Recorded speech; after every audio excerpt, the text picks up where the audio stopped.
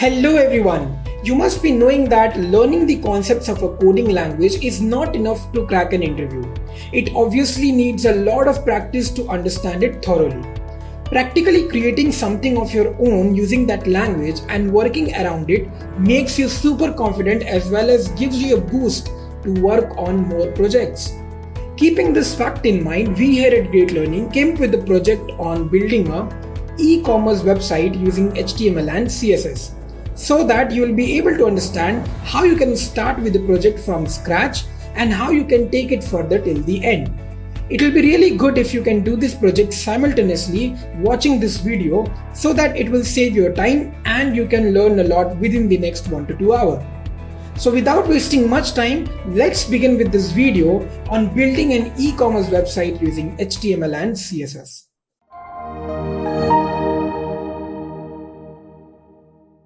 If you haven't subscribed to our channel yet, I want to request you to hit the subscribe button and turn on the notifications bell so that you don't miss out on any new updates or video releases from Great Learning. If you enjoyed this video, show us some love and like this video. Knowledge increases by sharing, so make sure you share this video with your friends and colleagues. Make sure to comment on the video any queries or suggestions, and I will respond to your comments. So this is the project which is, we have to create. And if you can see here, this is combination of HTML and CSS both. Now, if you have a look, let's understand what all components do we have in this particular web page and what all things you need to create when you're writing the HTML and CSS of this particular web application. Now, in the starting, you can see there is a small bar, the black color bar, in which you can see some navigation links are written. So if you click on it, then obviously something will happen. But right now I have not given any commands to these links. That means any hrefs I have not given to these links. So it is not taking me anywhere. But this particular web page talks about GL sports. Okay. And then about us, indoor, outdoor, history, GL sports. This is nothing but the particular navigation links around this bar. And then you have the heading. And then you have some small paragraphs, and in the background we have a image. But remember that background is not all over the screen. It's just that in that particular heading. Okay. Now how to do that we will see when we will start the coding. The next part is very interesting, which is the footer. Now understand that in any web application we have two things. One is header and one is footer. The header means where you write all the header materials. That means the navigation links or any such logo, or whether you want to give your company taglines and logos, that you will give it in your header. Right now I have not used any logo of GL, but what I have used is I have used a navigation bar here as an header. Okay. And the next thing is footer. So footer is nothing but the down part. So in the down part, you will be getting all the extra links which you want to provide to your customer, or the details which you want to provide to your customer in every single page. So this is a kind of footer which I have created here. Okay. And then there is a small bar at the last for the copyright, but that is fine even if you don't give. But most of the companies recommend that you should give the copyright, standard here. Now, the next portion except header and footer is nothing but the section. Okay, this is our main section and we call it as section. Why do we call it a section?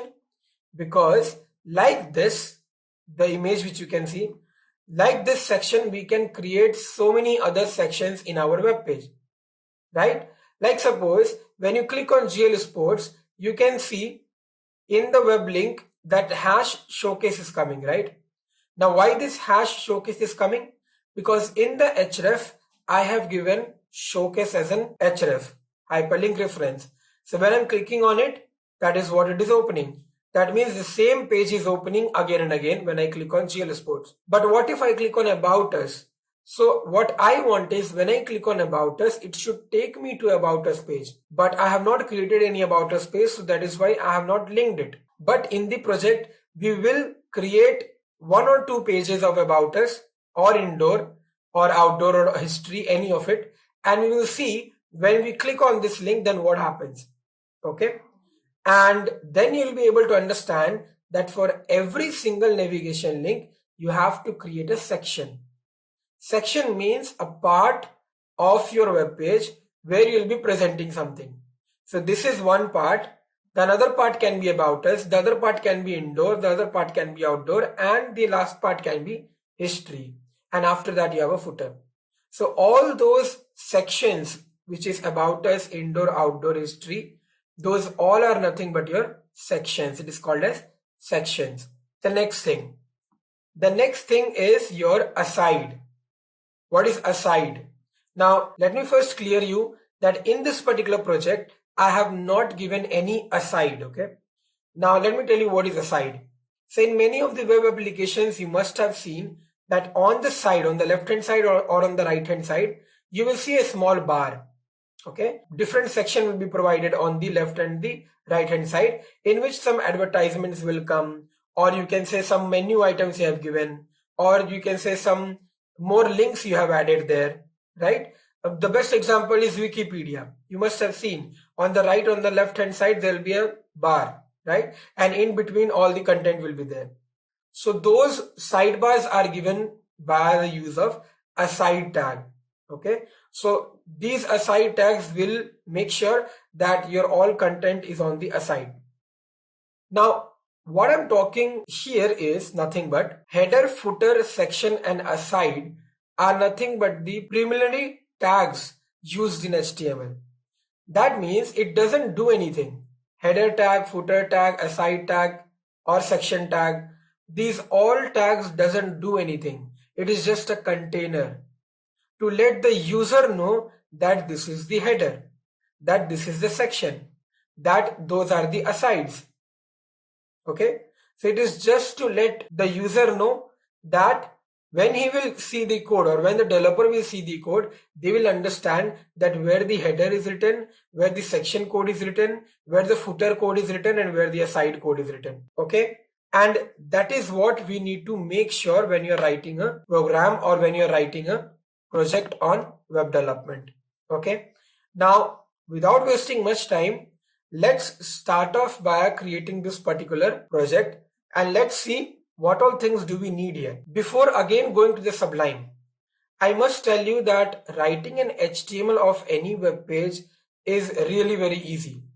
Okay, because it does just have to provide the structure. That's it. You have to provide that where this heading should come, where this paragraph should come, where this subheading should come, right? Those all things, where these navigation bars should come. That's it. But when you talk about CSS, then you have to think a lot that how much padding you should give, how much spaces should be given between these two things, right? And how I can bring these all things in the center. Then how can I arrange these four things like this, right? Why it is not overlapping each other? Why is it having a very defined space between each of them? So CSS is the one thing which will make your web page attractive, and yes, it will take time to make you understand, because if you're not practicing and you just think that, I know all the CSS commands, I know the basic and fundamental concepts of CSS, which we have seen in this tutorial, and you will expect that, now you can work out and you can create a web application. No, it is not possible.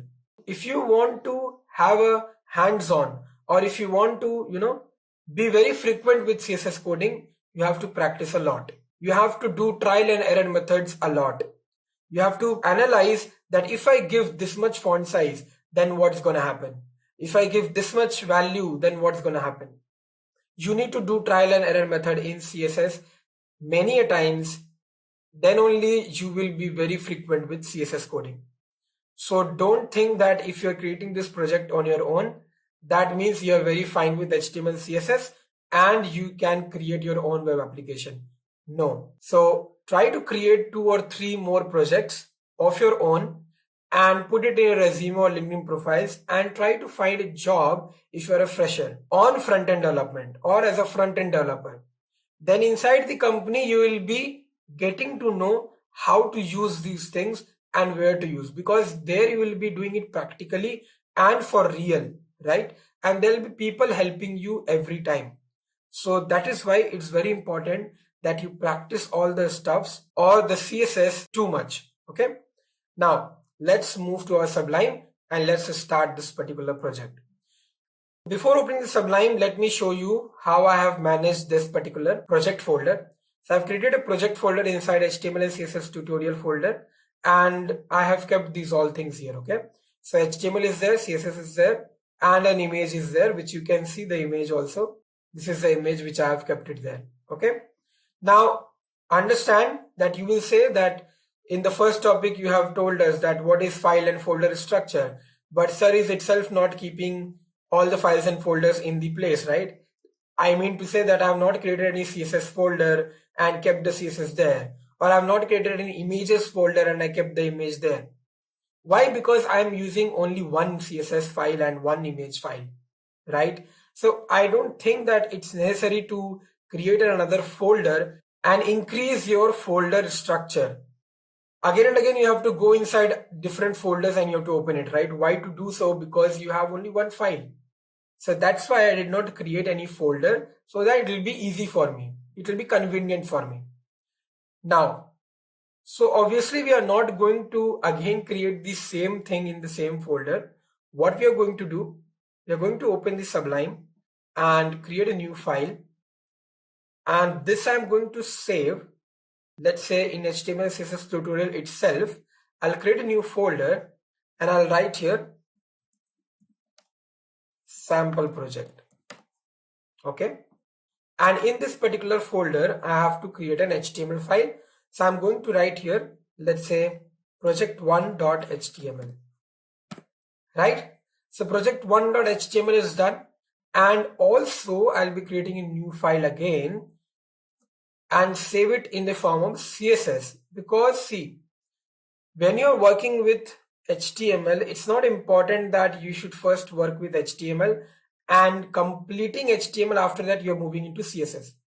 It all depends on you. What I prefer is nothing but we write the whole HTML at once and then we go to CSS. What you can do is you first create the header of HTML, and once you complete the header of HTML, then you go to the CSS and provide all the styling for that particular header, so that at least header will get completed. There will be nothing left for the header to be done, right? But doing that can affect your other sections of the page, right? So that's why I don't prefer it, but it all depends on you. Now let's write the CSS file name. So I've written style.css, and now we have to start writing our code. Now, first of all, what I'm going to do, I have already opened this particular page here, right? What we will do is we will write here a normal structure of our code. Okay. And here I'm going to give the title as GL Sports. Okay, the title. Let's save this. And what we will do is we will open it in the browser. So I think my Microsoft Edge is not opening when I'm clicking open in browser. So let's do one thing. Let's copy the file path from here and let me open it just beside our main project. Okay. So you can see this is our page and the heading is coming here, GL Sports, right? Now we have to start creating our HTML file for these all things. Let's do it one by one and let's see how we will do it. Now, when we talk about the body portion or the main portion of the file, what do we have in the beginning? We have the header in the beginning, right? So what we are going to do, first of all, we are going to provide the link, okay? Because we have to give our CSS file here. So I'm going to name here style.css. Now once this is done, our title and link is ready. Now in the body, I'm going to type my div. Why I'm writing the div?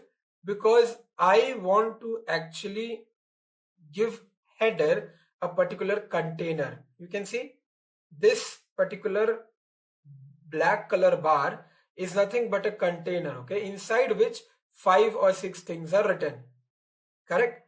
So this is nothing but a container inside which all the necessary things are written.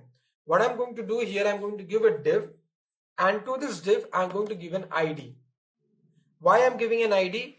Because obviously to this particular ID I will be giving some CSS to make the color of that particular div as black, right? That bar color as black, and then whatever text I'll be writing there will be white in color, if you can see, if you remember, right? So those things we need to do here.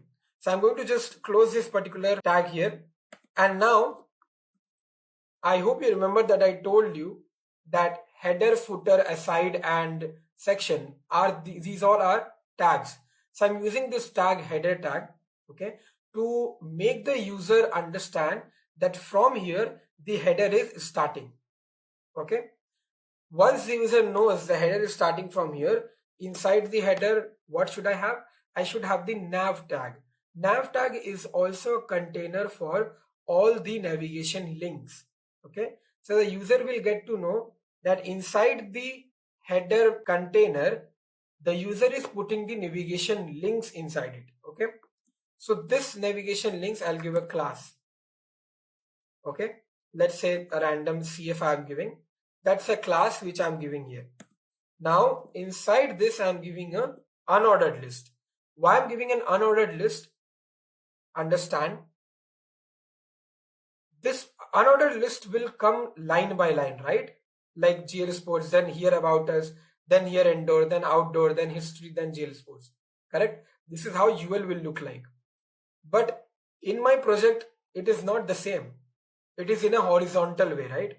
How we can do it in the horizontal way, that we are going to see in the CSS part. But right now, you understand that why I am writing it as an unordered list. Because if you're using an unordered list, in the CSS you can give an ample amount of spaces, and all the particular list which you'll create will have a same amount of space when you will give it around the CSS. Okay, so writing it in an unordered list way is perfect. Talking about the footer, the same thing we are going to do.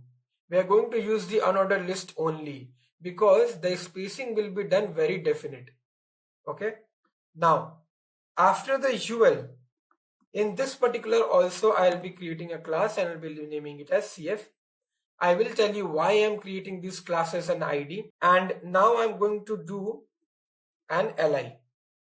Okay, now in this particular li I am going to give the links. Okay, now let me give a link of showcase here, and I'm going to give the heading of GL Sports. So this is the first link which I have given. I'm going to close the li. This is the first link. Let's see what happens in my browser. Yeah, so you can see this is what is expected, right? Because what I have written in the HTML, I have just written the UL tag and the li, and this is how it is looking. And the li, we have given the a tag. That means whatever content you are writing in your list, that's a anchor tag, that's a link.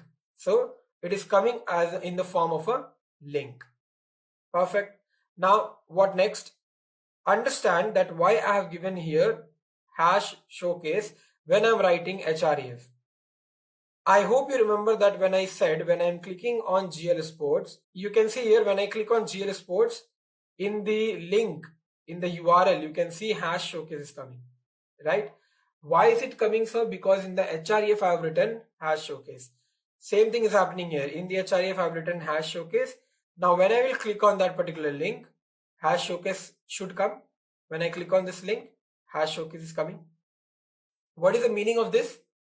That means when I'll create the section for GL Sports, when I'll click on GL Sports, the same page will be reloaded.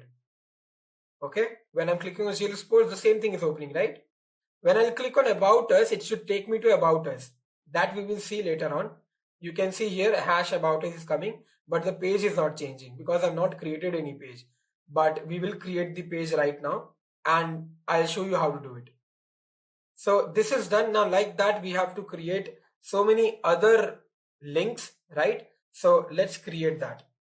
Now what we will do is, so that it will not take much time, I'm going to paste it like So how many times do we have that? We have it like 5 times, and I'm going to write here about us. Then for sports we have indoor games and we have outdoor. You can specify anything, but okay. Now last one, let's put it as history. Now for all these links which I have created, there should be some href, like some link which should open that particular page. Now understand, in the href we used to give the HTML links, right, or any other website links like www.youtube.com or www.facebook.com, correct? But you will say that you're not understanding what is this hash showcase or hash about us means, right? Let me tell you. Now when we will create this section, in that particular one section we'll be providing an ID with showcase, we'll be providing an ID with about us, we'll be providing an ID with indoor. Okay, and then what will happen when we will click on these links? When we'll click on these links in the same web page, it will take me to the indoor section. That means about us, indoor, outdoor and history will be in the same web page. Okay, it's just that when I'll click on indoor, it will go down and point towards the indoor section of my web page. When I click on outdoor, it will point towards my outdoor section of my web page. Okay, so there is no HTML links other than this main HTML file. There's no other HTML file. There's no other file for about us, indoor and outdoor. We are going to provide these sections in this particular HTML web page itself. Okay, so that's why I'm saying that there are different sections provided. One is this one is about us, one is indoor, one is outdoor, and it will go on. Okay, so that is why when you want to do this kind of thing, that it will take you, the links will take you to the other section of your same web page, we used to write this particular hash command and then this thing. Why I'm writing hash? Because I'll be providing the ID in the section. I will show you that. For right now, just keep it in mind that this is nothing but an ID. Okay, so my links are ready, and let's now close this UL tag and let's give a last href. So here I will just give hash because I don't want to provide any link, and I'm going to give an ID here which is open up. Okay, I will tell you why this ID is needed, because this I can only explain you when I'll move to the CSS. Okay, now this is done. Let me close the all necessary tags. So nav is closed, header is closed. Now let's refresh our page and let's see whether my all navigation links are coming here or not. Okay, so my all navigation links are coming here, right? And now I have to arrange it. That we will do in the later part on the CSS. But right now we'll concentrate on the next thing, which is this particular div portion, this container. So this container, the black one, is already done. Only the CSS we have to write. We will do it in the, when we'll move to the CSS part. But right now the another div portion is this one, the image one. So let's do that. So after the header, what we have to do? We have to create the another div, and here we'll be again giving the class, because for every div I'm giving a class. For this or an ID. So for this I've given an ID, for this I'm giving a class, and to this class I'll be writing section main. This is one ID, one more ID I'm giving container. Now here, understand what I've done. Basically, I have given two classes to the same tag. One class name is section main and the other class name is container. Okay, so I've given two class names to one particular tag. You can give it like this, just a space is needed. That's it. So in your particular CSS, you can either use .section main or .container. Both will take the commands to this div. Okay, so this is one thing which I wanted to tell you, because in many of the web applications you will see this kind of thing. Okay, so don't get complicated that or confused that this is one particular class name this much big. No, it is not. Okay, what is the use of it? You can use this particular container class or section main class in any of the other divs where you want the same styles. Let's say to this div and to this div, I want the same styles, exact same styles. So you do not have to copy and paste the same CSS again and again, right? You won't do that because it will increase your code. So what you will do, you will name section main class here also and here also. The same will be provided and it will be done. Now there are some other styles which you also want to give to this div. Those other styles you can give to container. So the similar styles you will give to section main, and the other styles which is unique to this div, you will give it in container. So just understand for now that similar styles will be given to your one of the class, and the unique styles which you want to give, you can give it to the container. Okay, now let's move ahead and let's write the heading which you have seen, which is nothing but GL sports. So let's write that. Done. So H1 is done, and now we have to give the subheading. So in the subheading we will write the paragraph. So paragraph is random, guys. Whatever you want to write, you can write. I am writing whatever I have written in my particular project.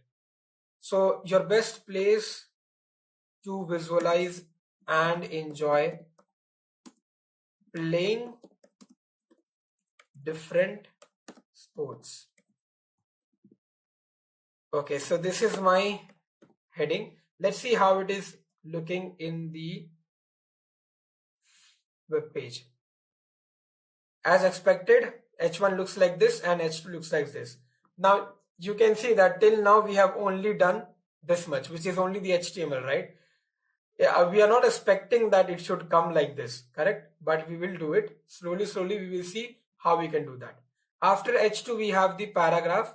Let me do one thing. I will copy this whole paragraph from here so that we can save some time, and we are going to mention it in our paragraph. But to this paragraph I have to give some CSS, because you can see the paragraph which was written there was much more bolder than the normal paragraph. If you can see in the whole tutorial, when we have written the paragraph, it doesn't look like this, right? It is much more smaller. But because I want to make it visible and attractive, I have to give the font size increased in the CSS. So I'm going to give a class, because I want to write the CSS for this particular portion. So again I'm giving 2 CSS for this. Okay, these are the 2 CSS which I'm giving here now. You can give any name. I'm also giving just random names. And now I'm going to paste up my paragraph, and I'm going to close my paragraph. I'm going to close my div, and I'm going to close my other div also. Okay, now you can see the first div I have not closed it here before starting the another div, because I wanted that inside one div you have 2 things. Inside this is the whole div, okay, the image and the black bar, this is the whole div. Inside the div you have one more div, okay, something like that is happening in our code. So this is done. Now what is next? Next we have the footer. So we have to work with this particular div now. This is also a div. Let's see whether we are going to create the div or not.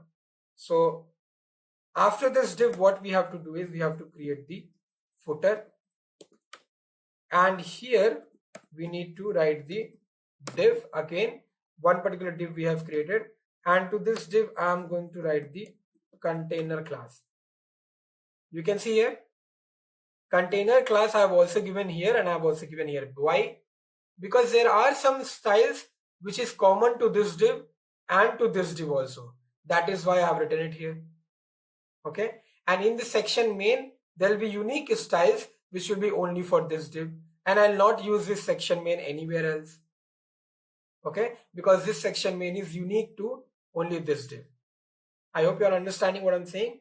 Now let's move to creating another div, and here I'll be writing the CSS for footer. So I'll be writing here the CSS name as footer calls. Now you'll be asking that to the same div you are giving two classes. No, I'm not giving classes to the same div. You can understand that inside this div you have another div, okay? So it is not the same. That is why I'm not writing here footer calls, okay? I'm writing it in another div. That's another div which is having another class footer calls, okay? Now what next? Now we have to create all the unordered list. So how we can do that? ul li, and to this li, obviously, what is first? Let's see. We can see we have shop and play, right? So we have to write here shop and play, and it is not having any link. If you see here, this is not clickable, but these are clickable. All of these are clickables. So the first list is not an anchor tag. It is not a link. The first list. All the next list are anchor tags. So this one I'm not creating a anchor tag, but the next ones will be a anchor tag. To this, what reference I'll be giving? Right now I'm not giving any reference, so just putting it like a hash. Okay, and now let's write the component names, whatever is there. So we have 3D sports. Rest of the things we will write later on. Let's complete this one first. This is done. Now what I'm going to do, I'm going to copy this. How many times I have to copy it? 4. Done. Now what else we have written in our names in the components? We have written the arcade, sports, I believe so, virtual reality, merchandise, gift card.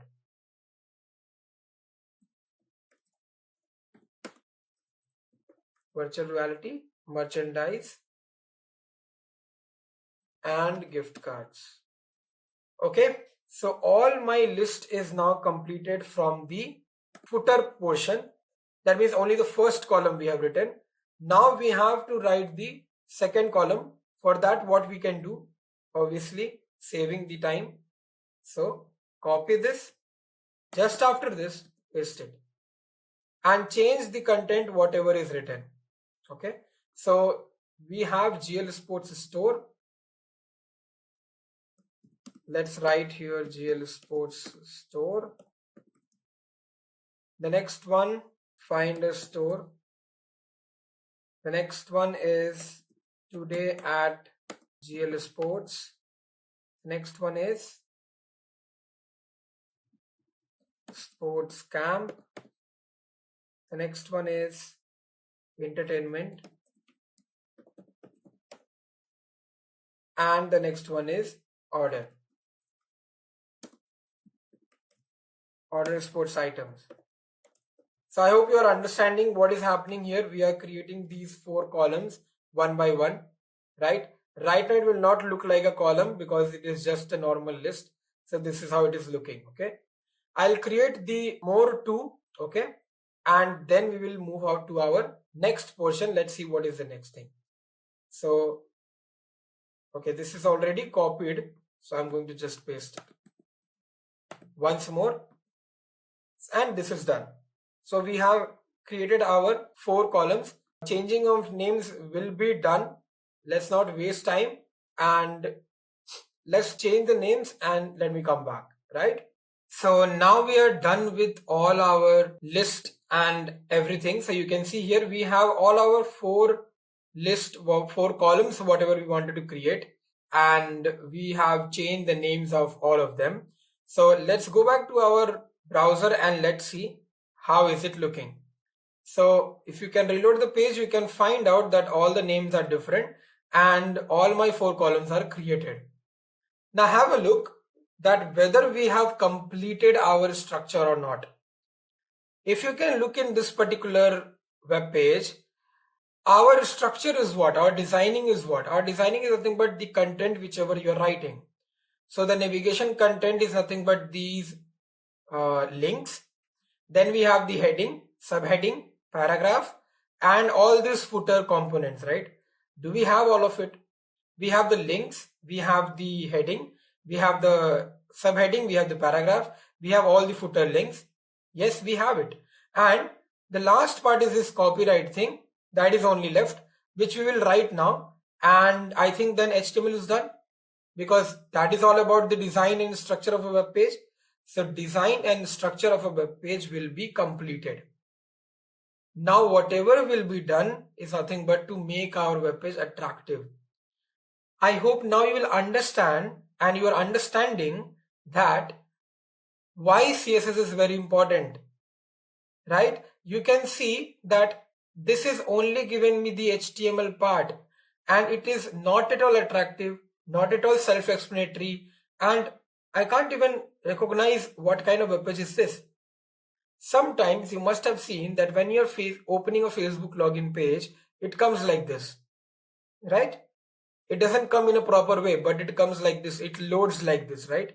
Because the reason is the CSS of that particular code is not loaded properly in the server. That is why all the styling is not coming in a proper way from the server. Only the HTML part has recovered, and only the HTML part is showing. You must have seen sometimes in many web pages it happens that the web page is coming like this, right?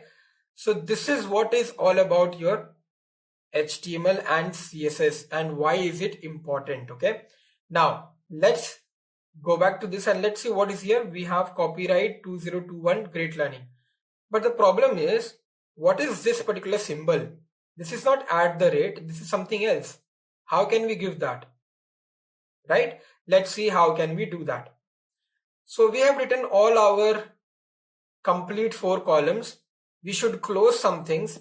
Let's find out what all things we need to close. Just put a slash, okay, div, one more slash, okay, div.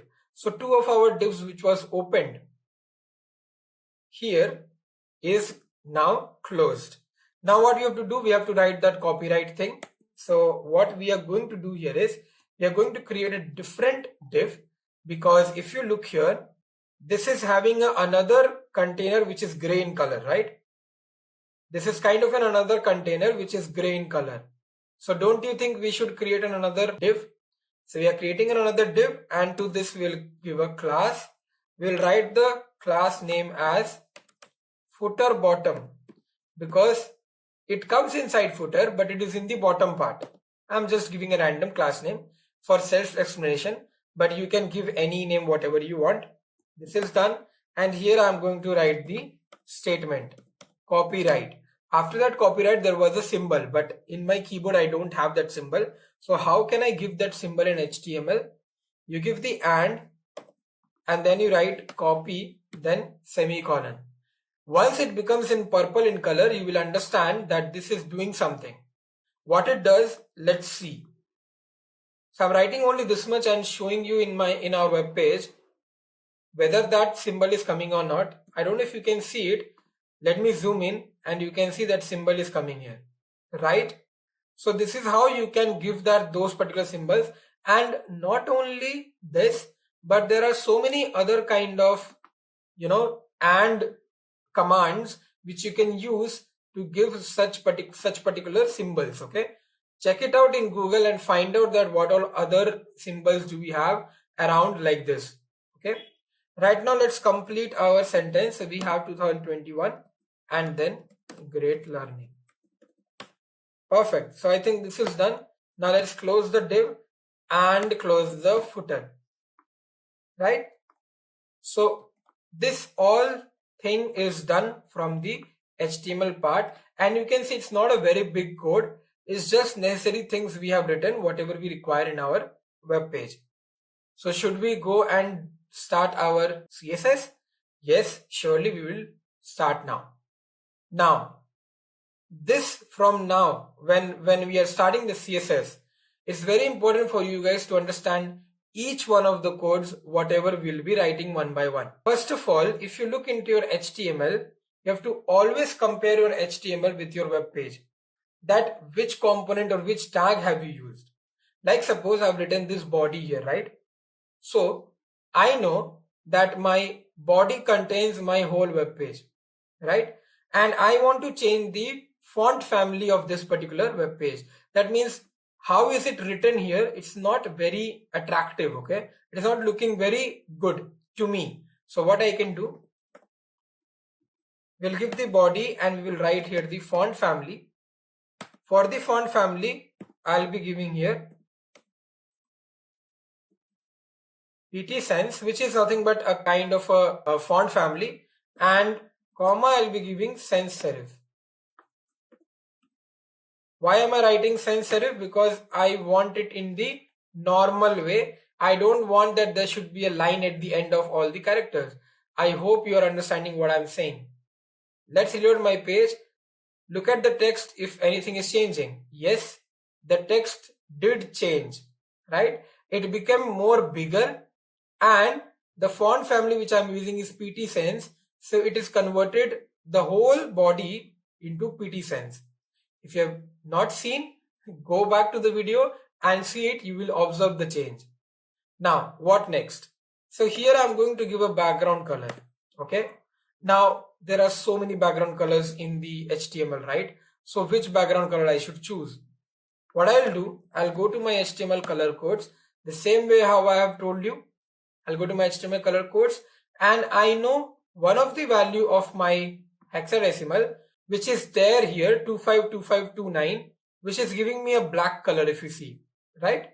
Now you can always write black color instead, but I'll be preferring to use this particular hexadecimal value. So what I'm going to do, I'm going to copy that particular value and I'm going to put a hash and put that value here. Done. Let's see what happens. So if I reload my page, everything is black. If you observe, it is not a pure black. It is a kind of a fade black because the text which is written, right, is visible, is slightly visible. If you look here, you can read what is written in GL Sports, your best place to visualize and enjoy playing different sports, right? It is visible. That means the hexadecimal value which I have chosen, it is not purely black, right? Okay. That's okay. That's what I want. It is looking good. Now what I have to do? Background color is done. Now if you observe here, there is a space around all these things, right? These all headings, then list, these all are having some spaces, right? What I'm going to write here is I'm going to give here margin. I hope you remember what is margin. I've given the margin 0. Why I've given 0? Have a look. Once I reload the page, what is happening?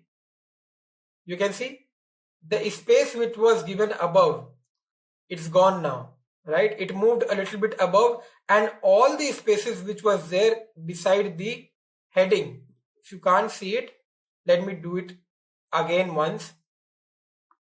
So I'm commenting this and I am going to my web page, reloading the page. You can see there is some spaces here, right? There are spaces here. There are lots of spaces in all the portions. So to remove those little spaces, I have given margin 0 so that everything will be close to the wall of the page. You can see it is really close to the wall of the page. There's no extra space provided, correct? I don't know if you can see because the background color is also black, but I have zoomed in, so I hope you can see. Now, what is next? So let's give the color to the text because the text color is really black and you're not being able to see anything. So let's give the color here. Let's go to my color codes again and let's see what color we can give. Obviously, we'll be giving the white color. So for white color, I want to show you what value you will be writing. Let's say I'm writing FFF. You can see which color is coming here. It's totally white, right? So here I'm going to write FFF. Once I save this and reload my page, you're going to observe all the text will become white in color. And now you can clearly observe the margin thing, right? There's no space here in between the wall of the page and the content. That's what I explained to you about margin. The wall of the page and the content or any border, if it is there, there'll be no space. Or how much space we'll give in margin, that much space will be there. Right? So now it is looking something like this, and you can see that it is becoming more attractive, comparing to the previous part where we have not written any CSS. Now, what next? If you look here, all my particular lines, each line is very close to each other. If you look at this one, it's not that close, right? There is a distance between all of them, all the lines, right? There's a distance between each one of them. What I'm going to do here is I'm going to give a property which is line height. Okay. Why I'm giving line height? Let's see what changes will come. Observe, guys, that every time whenever I'm writing a new command, I am going to the web page and I'm making you sure that you check out what changes are coming here. So always see that when I'm reloading the page, what change is happening. So I'm reloading now and have a look what is happening. There is a space provided in all of the each lines. Each lines is having now some spaces. If you've not observed it, go back to the video and see what changes is done. There's a space provided to all of them. Okay, all the lines, each one of them. So there's a line height. This is called as line height. Okay, I'm controlling.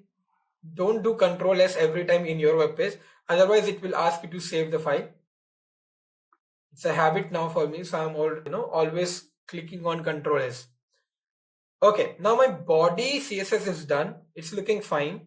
Now let's do one by one the CSS for all my ID and classes. Okay, let's go to my HTML and you can see there's an A tag here, right? Let's give something for A tag. What I'm going to do here is for A tag, I'm going to give something which will remove these lines, the underlines. Okay, which will remove these underlines because in my web page there's no underlines here to all my links, right? So I don't want those underlines. I don't want any decorations in my link. So text decoration, none. Remember text decoration we used to give for underline and all. When we give none, that means every line underline will be gone. Right? All my underlines are now gone. Correct? What next?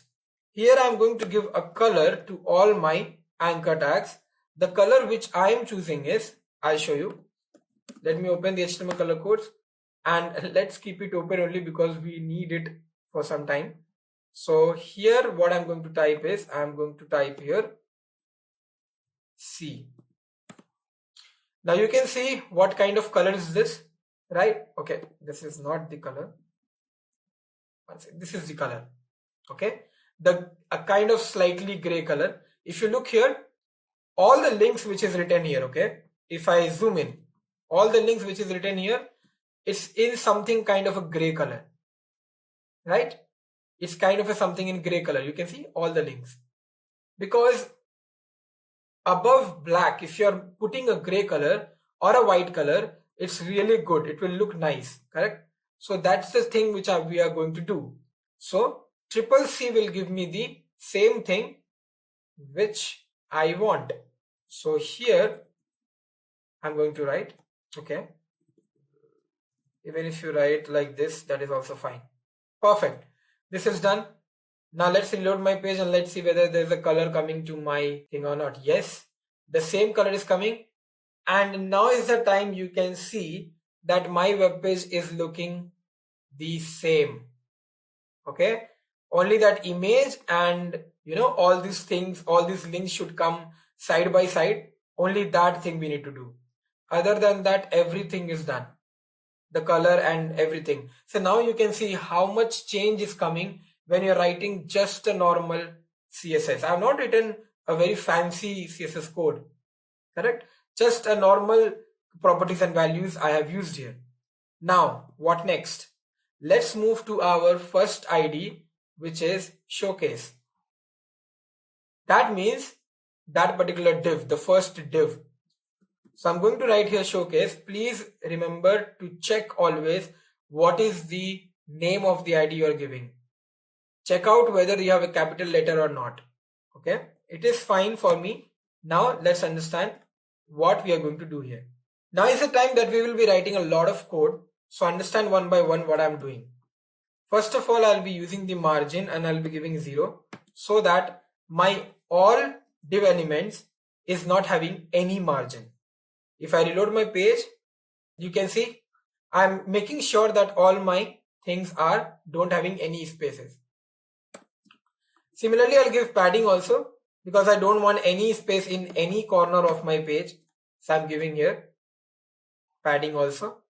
Let's refresh my page and just making sure that padding and margin is 0 now. Next, what I'm going to do, I hope you remember that I taught you about the CSS background.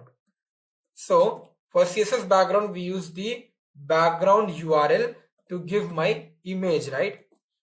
Now, before putting the image here, I need the image in my folder.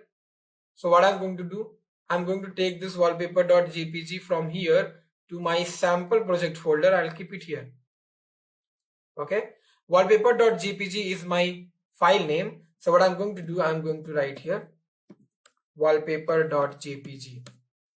Okay, once you write that, now remember I told you that once you are writing any of the background image or any of the background image you are giving it to the web page, it will repeat, right? Let's see what happens. Is it repeating or not? My image is coming and yes, it is repeating. It has repeated twice, right? I don't want it to repeat. So what I should give? I should give here background repeat, right? I should give here background repeat with, I will write no repeat, correct? But instead of this, to save time and to save the lines of code, what you can do, you can write here itself no repeat. Let's see if it is working. So it is not repeating, right? There's only one image. What next? Also, I want this to be cover. Cover means background size cover. I hope you remember. Background size cover means that the whole page will be taking the image. You can see in our web page, the whole page is taking this particular image as the width, the screen width, right? So I have to give that. Here I'm going to give center cover. Okay, so the web page will be in the center plus it will cover the whole screen width. I've saved the file and I'll reload the page. So you can see it is basically covering my whole page and now it is also one. It is not repeating. Okay, so this is done. Always remember to save the file. If you're not saving the file, you will not see the impact in your web page. So this is the most frequent errors you can see. You can say which freshers do. Okay. Now after the background, what we need to do is, you can see the whole idea of putting the image here was to bring it like this.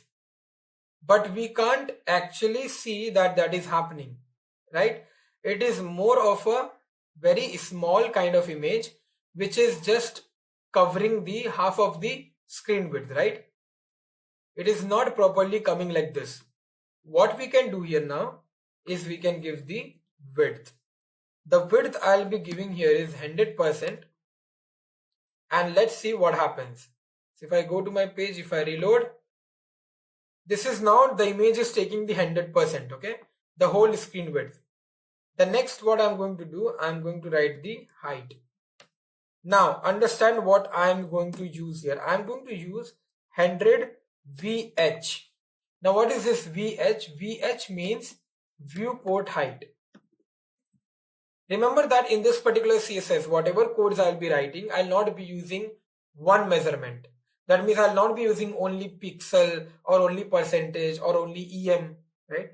I'll be using a random kind of different types of measurements so that I'll be able to tell you that how many types of measurements are there in HTML and CSS. Okay. So don't get confused. I'll be telling you the meaning of each one of them. So viewport height is nothing but one of the measurement, which is actually the height considering the viewport. That means how the user is looking at your web page. Now, this is also one kind of measurement. Let me comment it and let's see what happens.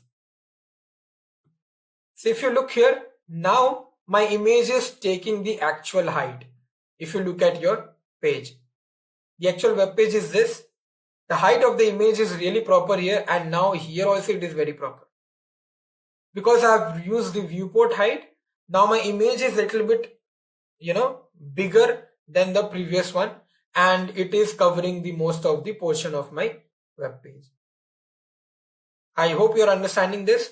Now let's move to the next and let's write about the position. Position, I'll make it relative. Okay. Why I'm making my position relative? Because the image position, whatever you're giving, it should not move from here and there. Okay. So the images, when you're clicking, it should not move. So your web page will make sure that your particular image is relative. And one thing more you observe here, that when you have kept the image viewport height as 100, you can see the list has come down. Okay. And also this is another div, right? You can see this whole image thing. I am putting it where? This image I am putting it where? In the showcase ID. Showcase ID is where? In the div, the first div. And inside this div we have the navigation links and also the heading and the paragraph. So in this particular div I have the navigation links and I have the heading and the paragraph. And because this div is closed here and we have the footer starting, this is separate. So now this is done. Now let's move to our CSS and let's see what next we have to write. Here we'll be writing overflow hidden. Okay. That means if the image is overflowing or if it is looking like that it is, overflowing, that means you can see previously that black background was coming, right? That means my image was bulging out of the background. Okay. But now it is not. I'll show it to you again if you have not seen it. So look here. When I reload my page, you can see this black color thing here, because I have told that, there should be some space. The image is coming after that. The background image is visible here, but I don't want it to be visible. It's not looking good, right? It's looking like that your image is bulging out of your background color. I don't want to actually overflow it. So I'll write here overflow hidden. So now what is happening? Now let's have a look. So you can see that particular image is covering my bulging part. That means the background color is now hidden. So now this portion, the screen width, the whole screen width without scrolling down is giving me the proper image. Once I scroll down, I can see the down part. But till the time I am in my screen, at the starting, when I'm not scroll down, my whole image is coming here. That's what I want. You can see. When you're not scrolling, your whole image should come. Once you scroll, then you will see the down part. Perfect. This is done. Let's go to my Sublime. And now here, what we are going to do, we are going to write the next code. Let's see what is that. One more thing I want to tell you here, that overflow you can write however you want. We will see some options, whether you want to make the overflow in a horizontal direction or in a vertical direction, or you want to wrap it, those things. I want to provide it in a vertical direction. So done. Now let's move to the next one and let's see what do we have. If we go to our HTML, you can see inside the showcase ID, we have one more ID which is container, right? And this container we have written many times. We have written in the footer div also. We have written in the first sub div, right? And this is all inside this showcase. Inside this showcase, you have this container, right? That is why how we will write here is, we will write showcase, and then here we are going to write dot container. Why I am writing like this? Because showcase is an ID, and inside this ID showcase you have the class container. That is why I am writing hash showcase dot container. Okay. Now here what I'm going to do, have a look. I want to give here margin top with 25 viewport height. Okay. Why I'm giving this margin top? Have a look what will happen. So if I reload my page, so when I reload the page, you can see that the heading and the container part, the other div container part. What is this heading and the subheadings? If you look at the HTML, the heading and the subheading is having the container, right? So obviously something should happen to this part. What is happening? It is moving down. Why is it moving down? Because I've given a viewport height to this, which is the margin top. So from margin top, there's a space given. There's a margin given. This is space. Let me show it to you again. So if I go to my CSS, I comment this portion.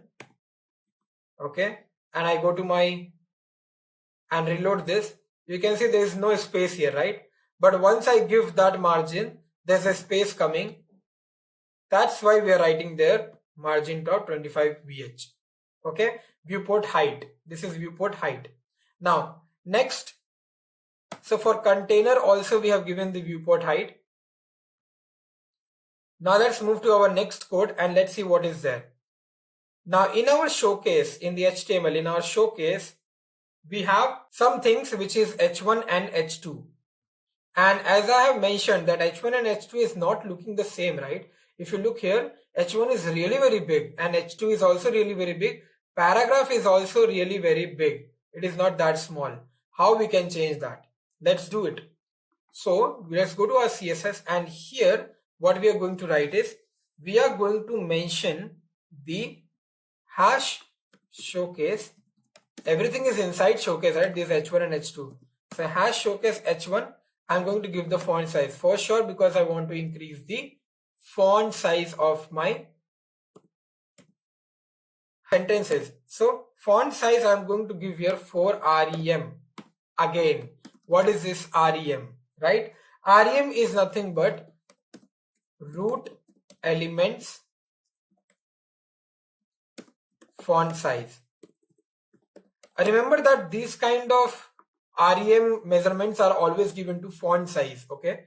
So when you're working with any font size, please give this kind of measurements for REM. It's not compulsory, but use this kind of REM measurements to give whenever you're working with font sizes. So I'm going to comment this. This is root element font size. Let's have a look what is happening to the H1. Remember that H1 is my GL Sports. So it is getting increased. Right? Now let me increase the thing for H2 also. So I'm going to paste this same thing and I'm going to change this to H2. And here I'm going to give 2 REM. A little bit smaller than the H1. Right? So let's go back to our thing and just have a look at this H2. What will happen? I'm going to reload the page and you can see this is also increased. What next? To the H1, I want to give something else also, which is nothing but margin bottom 0. Why I'm giving this margin bottom 0? Let me show you. Okay, I've given the margin 0. Let me go to my thing. Now have a look. I have given it in H1. So have a look in H1 bottom portion. You can see there's a space provided, right? So how much space is my GL Sports taking? There should be no margin bottom. There should be no space provided. So it came a little bit above. Earlier the paragraph was touching this last border. Now it is not. Okay. So those things we have done using margin bottom 0. So this is done. Now let's see what all things we have already completed and what is left. So I think my web page is coming into a proper position. The background image is there. The heading is there. So we are getting all our components and all our links and all. But now let's work on our navigation bar and let's make it come, one by one in a horizontal way. How we can do that? Let's see. So obviously my navigation bar is having this nav tag, right? So I'm going to obviously start off with nav. To this nav, what I should give? First of all, let's give the height. Height I'm going to give here 40 pixel. Okay. Let's see what happens to this when I'm giving the height to the navigation bar. Once I reload, you can see now the height of this navigation thing is 40 pixel. So you can see the GL sports and your best place to visualize. I don't have to scroll down to see that. Now everything is in my first look. Like whenever I'm reloading the page, the first look of this web page is giving me the navigation bar and also my H1, H2, which was happening here. Okay.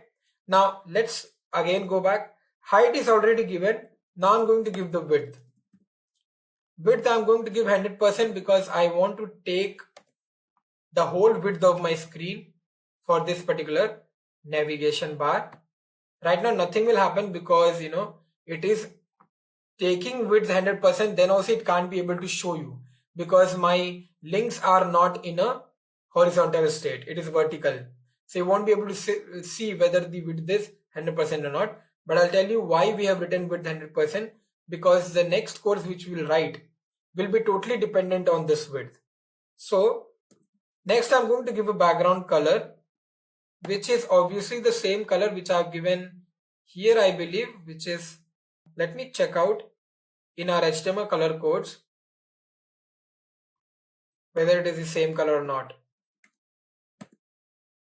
Okay, 333. Okay, so this is the black color. So here in the navigation bar, the whatever bar we have, we want to give black color. So because this is a navigation bar, let's see what happens. If I reload my page, I am getting that black bar here, right? That is why I wrote width 100%. Now you can see the exact width 100%, right? That's why I told you that when I'm writing width 100%, earlier it was not showing me anything because there was nothing to show them, right? There was nothing with the web page to show that they have taken width 100%. But now as soon as I give background color black color, or it is not properly a black color, it is something kind of a dark gray. So when I'm giving that particular color, now you can see that bar is coming, right? So it is taking the width 100%. That is why we have given width 100%. Now what? Next, we are going to give the color, that means text color. And here I'm going to show you how to give the RGB value. Okay, I'm not giving a hexadecimal or a normal name of the color. I'm going to give a RGB value. To this RGB value, let me show you what value I'm going to give. So go to color codes and here let me write the values. So I'm going to write here the G to be 34 and the B also to be 34. Once you do that, you can see 51, 34, 34 is giving me a black color again. So what I'm going to do, I'm going to write here 51, 34, 34. Once I reload my page, you can see the navigation thing is now becoming black, not my text. Understand this. In your HTML, your navigation is containing what? UL and LI, right? The text is inside the A tag, right? The text color when you are giving, it is not provided to the text. Instead, it is provided to the list and the UL. If you have observed, these white dots are now changed to black, right? So that means the navigation link is containing the list tag and it is changing these dots to black color. Okay. Now, after this, what we will do? After this, we will give the position to be fixed because we don't want that these navigation links should move here and there. We are not giving the position relative. Okay, we are giving it as fixed. Once I do that, now my particular navigation bar, which you can see, is now fixed to a position. Okay, little bit above and now it is fixed. Now you can't move this obviously because it will, it is fixed, it will not move. And to this it is very similar, right? You can see slowly my web page is coming to the original thing, and now is the time when I'll give the commands for nav ul. So see, this is for the navigation bar, okay, but this is for the navigation items, whatever items you are using. So here, have a look. If you talk about the UL, you can see in the normal web page what is it? There's no space given around the, around this list, this whatever list you have written. There's no space around it. There's little bit of space, but not this much, right? We have to make sure that this chill sports should come above this bar, this black navigation bar, dark gray navigation bar. It should come above that. How we can do it? We can write here margin 0, padding 0, so that there will be no extra spaces provided. Now have a look. It is going above and there is no space, exactly no other space, extra spaces, right? So the list is also gone. The black dots, those are also gone, correct? Because we have given margin and padding 0. Now to the list, to the items, okay, to the items we are going to give the CSS. That means to all the li, to all the anchor tags, we are going to give some CSS. Let's see what CSS we are going to give. We are going to give display inline. Now this is the most important one, and have a look what is happening. When you write display inline, all my navigation links are now in one line. So this is one of the CSS which will make your navigation list to be coming in a proper line, okay? So my all list or the links, navigation links, are basically coming in a horizontal way, right? Next, what I'm going to do, I'm going to write here float left. Float left is mostly like text align left, okay? So what happens when you write text align left? Everything will come in the left hand side, the text, right? But when I'm writing float, have a look, everything came to the most left hand side, okay? So every component or every navigation links is now close to each other on the left hand side, okay? So there is no spaces, nothing, and but the thing is, my everything is on the left hand side and everything is in a horizontal way and everything is on the dark gray horizontal bar, right? Navigation bar. So that's a good news. Now next, what are we going to do? Now we are going to give commands to this particular anchor tag. That means we have to make sure that these links are now looking something like this, that when I hover into it, slightly light gray color should come. There should be a box around it, and also you can see all the navigation links are different from each other, right? When you are putting your mouse here, hovering your mouse here, right? When you are hovering your mouse here, you can see all the things are different. It is not very close to each other like this. So we are now going to code that particular portion.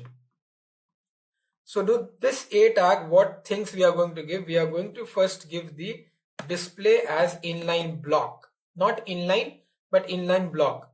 Why I'm giving inline block? Because it will make sure that all the anchor tags are coming in a horizontal way. Also, it will come as a block. What kind of block? If you see here, this is block, right? This is 1 block, 2 block, 3 block, 4 block, right? Now have a look. When I reload my page, you can see it is now kind of a block, okay? It has become like a block, but you're not being able to see it.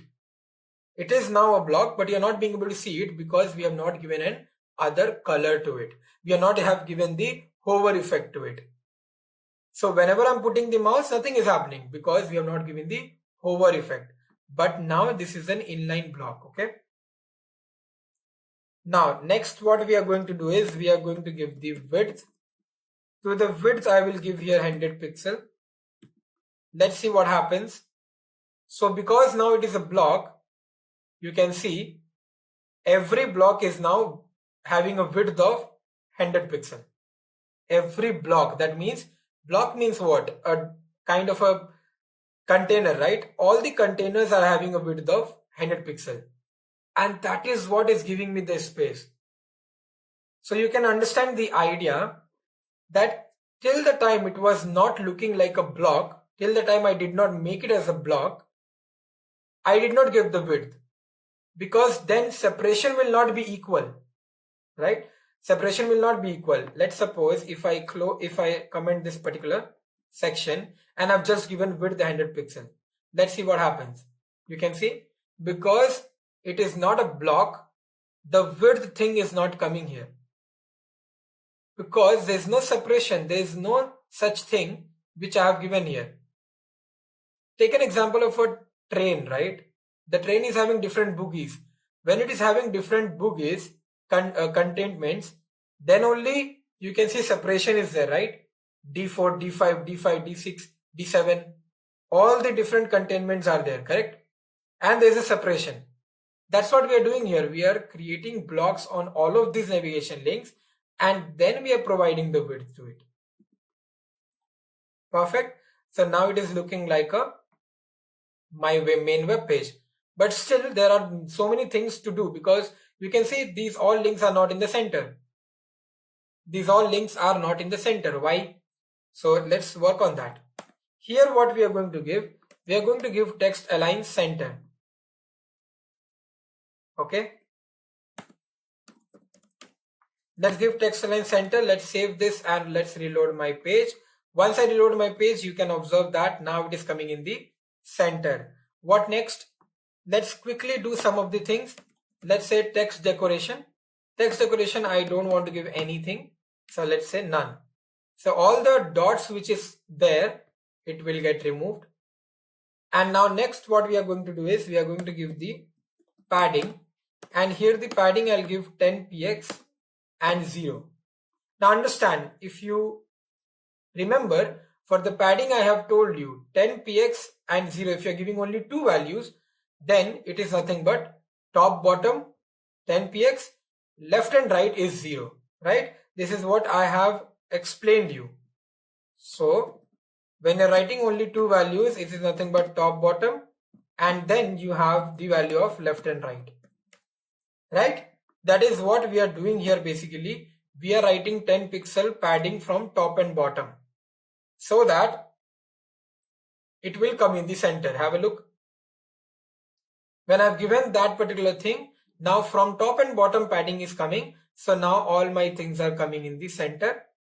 From left and right I have not given any padding, so nothing is happening. If I would have not given 0 here, then from the left and right also 10 pixel will come and it will look something like this. There's not much difference, but still I want to give here 0, so that it looks something like this. Okay. Now what next? After padding, I'm going to give here one more color, and the color will be the same thing. Okay. Let me save this and let me reload my page. So this color is little bit more gray. If you look, this is little bit more gray, so it is more brighter now. And the next thing which I'm going to give, the last one, which is, okay, text decoration I've already given, so this is fine. Till now we have completed, I think, the first part. If you look here, this is how it is looking. Okay, and the only difference is that these headings h1, h2 and paragraph is in the center. That you know how to do. You have to just giving text align center, right? We'll do it later on, but you can see from HTML to CSS what all things we have changed and how, right? That is why I'm repeating that CSS is very important to practice. From once it will not come. Okay, for me also it's very hard to write the CSS. Why I'm showing you this kind of CSS, you know, in a very fast speed, and I know what to write because I'm referring. Okay, so it is very easy for me to make you understand.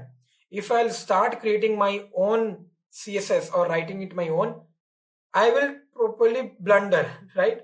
Because you actually don't know that what value you have to give. Okay, this project is already created, that is why it is easy for me, but for you it will be new, so you have to do trial and error methods, right? Now after navigation A, let's give that hover effect, the pseudo classes. I hope you remember. So here I'm going to give the hover effect and I'm going to give the background color to be changed. So when I'm hovering, it is giving me a kind of a light gray color, right? Light gray color can come from 444. Okay, so now I'm not going to HTML color codes, but okay, let me show you. If I give here 444444, this is the color which I want. This is the light gray color which I want. So if I reload my page and I hover to my components or to my navigation links, you can see it is providing a box which is inline block, and that block is nothing but giving me a gray color. Why is it not coming in GL Sports? Because I have not given it to GL Sports. GL Sports is a different thing here. These are the navigation links, and in these I am getting that particular hover effect. Okay, now hover effect is done. After this, what we have to do? We have to write the codes for the container. That means this container, alone container, here the container and this one. So let's write the code for that alone one. We have written the code with showcase, right? But alone to container, whatever unique styles you want to give, that we have not written. So let's write that. Now remember that in the container we have the footer portions and also this GL Sports portion. Right now we are referring to this GL Sports thing. Okay, now let's see what all things we are going to write in this particular container.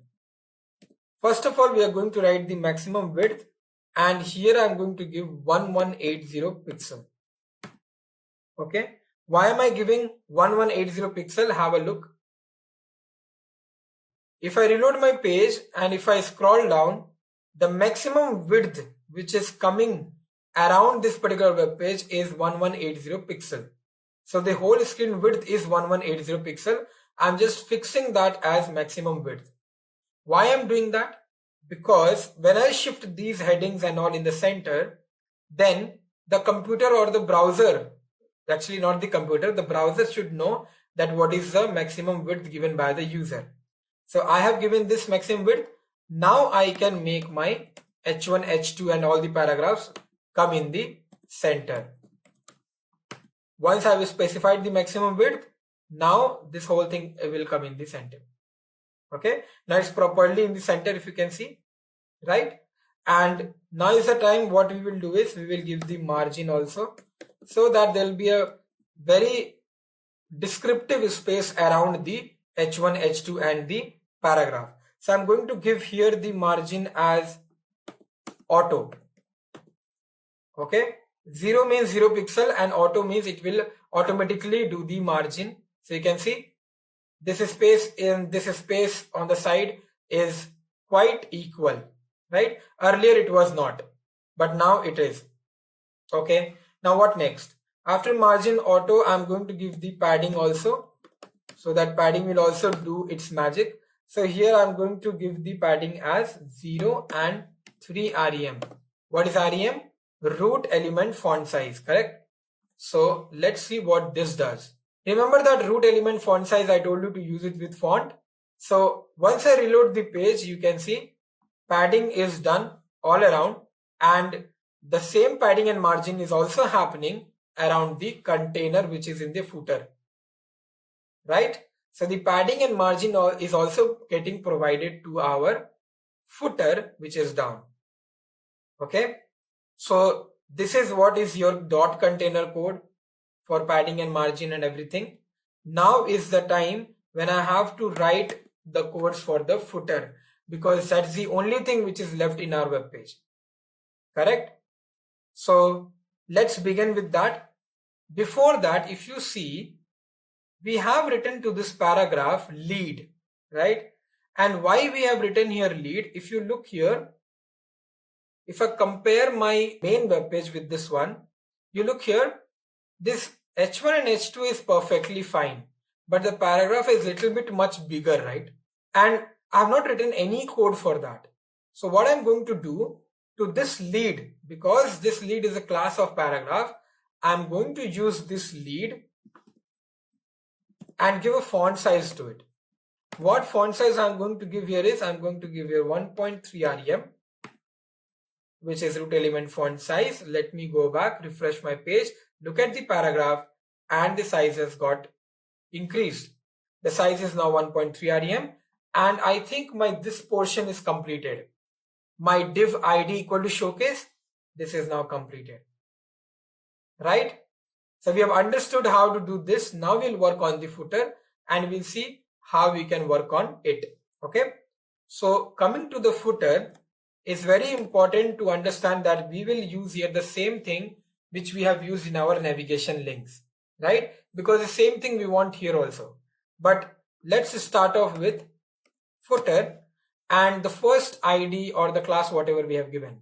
So to the footer, the first class which we have given footer calls. Container we have already coded, so again we will not use it. Footer calls is the first class. Let's write here that. Let's start giving the things. In the footer call, we have what? We have all the UL, LIN, everything, like every column, each column, right? So let's do that.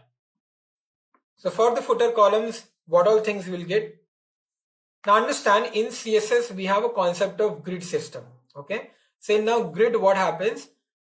All your footers will be having a row and a column. Like grid is what? Grid is nothing but rows and columns. So you can actually use display to display it as a grid. Okay, that means it will be now in a structure of rows and columns. So you can see some spaces came here, right? When I reloaded the page, some spaces came here. Now you can see it is not converting into a rows and column, what we can observe, but internally it is now forming a grid structure. It has now formed a grid structure. Okay, so it is now counted as a rows and a column. Right now it is one column, but we will slowly divide it into different 4 columns. So now let's write here grid gap. What is grid gap? I'm providing a gap to my grids. How much gaps I want? I want 20 pixel of gap to all my grids. So once I reload my page, there's a lot more space here. So this is one grid, this is second grid, this is third grid, this is fourth grid. Automatically it is giving me the grid portions, and whatever space, whatever gap I have provided between the gaps, that gap is provided. Now here is the new thing which we are going to use. So we are going to use here the grid template column, because I want to divide it into 4 columns. So what I'm going to write here is, I'm going to write repeat 4, 1 FR. Now, what is the meaning of repeat? Repeat means that same thing will be repeated how many times? 4 times, and FR is nothing but fractional unit. So the difference of those 4 columns will be 1 fractional unit. Have a look here. Right? So what is happening? All my 4 grids are now divided into 4 parts with the difference of 1 fractional unit. Right? So now it is looking something like my main web page, right? Only that some more styles we want to make it look more attractive, right? That we will do, not a problem. But yes, I think now it is in a proper format, right? Now what? So this grid is very important concept. We have not covered in this tutorial, but grid is not a very big topic to be covered. These are the main things which you can actually learn for about grid. So this much if you know, then it is perfectly fine. Because grid, we mostly use it in all the footers. Because in footers, we have to provide the grid sections, right? Because there are so many links. So this is better. Now, we will give a padding, and to the padding, I'll give here 2 rem. Why I'm giving the padding? If you look here, in this main web page, there's a space here, right? And the space is properly defined. So I'm giving that space. This space has come. Okay. So that's our padding. You all know that what is padding, doing here. Now let's move and let's write text align. To the text align, what we are going to do, we are going to write here left, because all my links, whatever I've given in the footer, is to be left aligned. So you can see the distance between the bullet and the text is now gone. So now all the text is aligned to the left hand side. But do we need the bullet? We don't need the bullet. We will do it in the later part of code. Right now here I will increase the font size. I'll make it around 14 pixel so that the font size will change here. If you can see, the font size of these are different. So this is done. But there's still one thing. If you can see, shop and play, GL sports store, education and business, about GL. These are looking very different from the rest of the links, right? So how to do that? Right now it is looking same, but I want to give it a different kind of look. Our font size will be greater than it. So how we can do that? Let's have a look. Now next what we are going to do here is, after this we are going to take the footer calls, but now I'll be referring to UL portion. That means inside footer calls you have this UL tag. So we are going to style this UL tag now. To this UL tag, what all things we are going to give? Let's see. Here there's only one thing which I want to give, is nothing but list style none. Let's see what happens when you're giving list style none. When you're giving list style none, your bullets are gone. There's no style I want in my list. So my all bullets are now gone. Okay. So you can see. Now next what I'm going to do, I'm going to give the commands to my footer calls UL li. Inside UL we have the li. Now the thing is, these LIs are fine. 3D sports, arcade sports, these are fine. These are looking perfectly fine, right?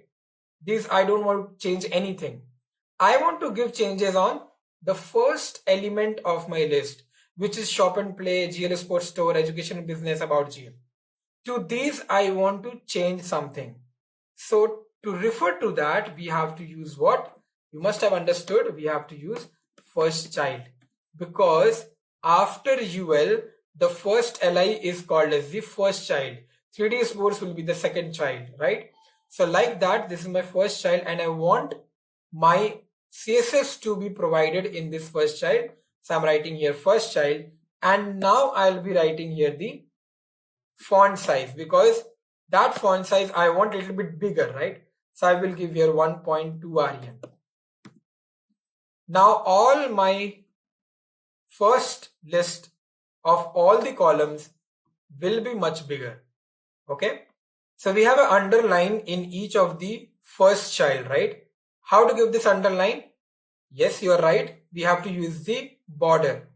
Now what we are going to do here is, before first giving the border, we are going to give the padding bottom and we are going to give here 0.5 rem.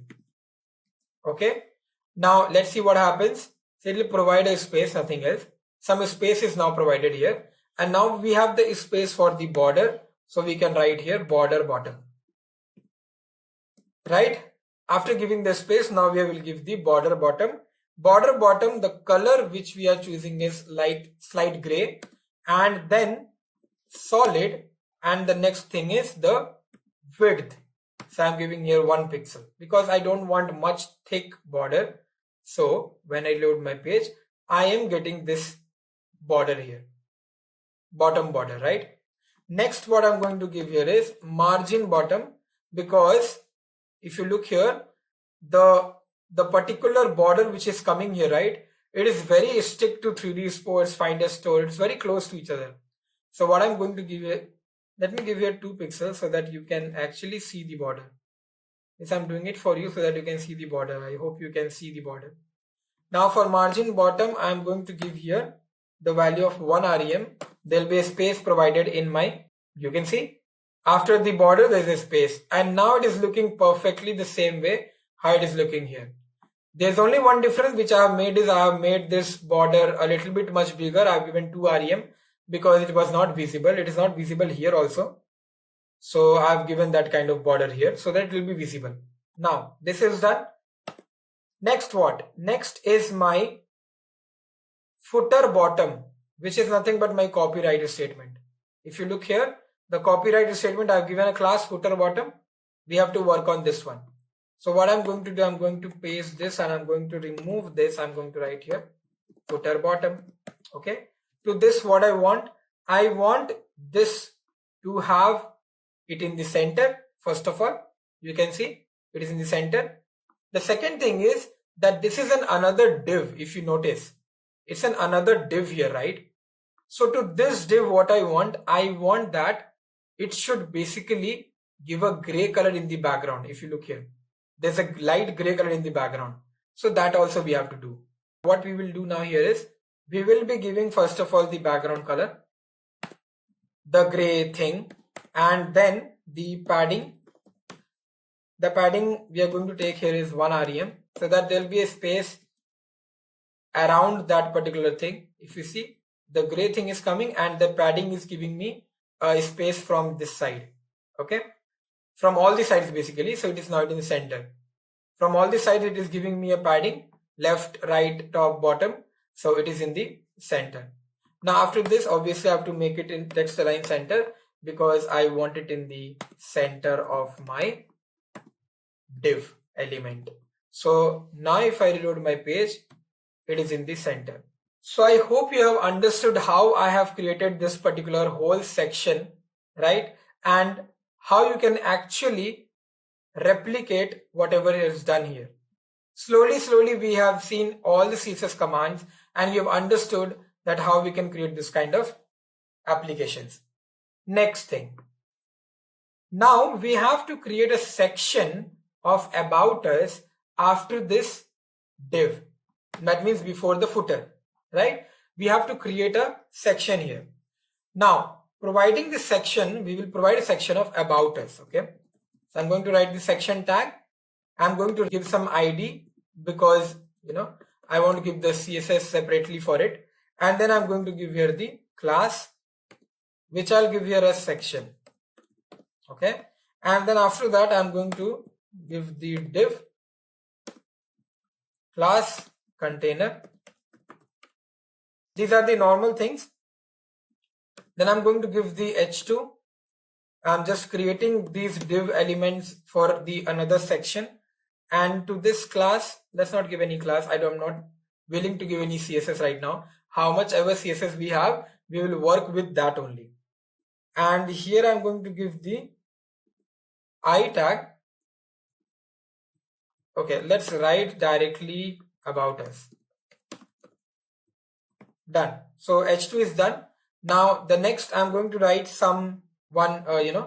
heading kind of thing. So h3, let's write here. Let's write 20,000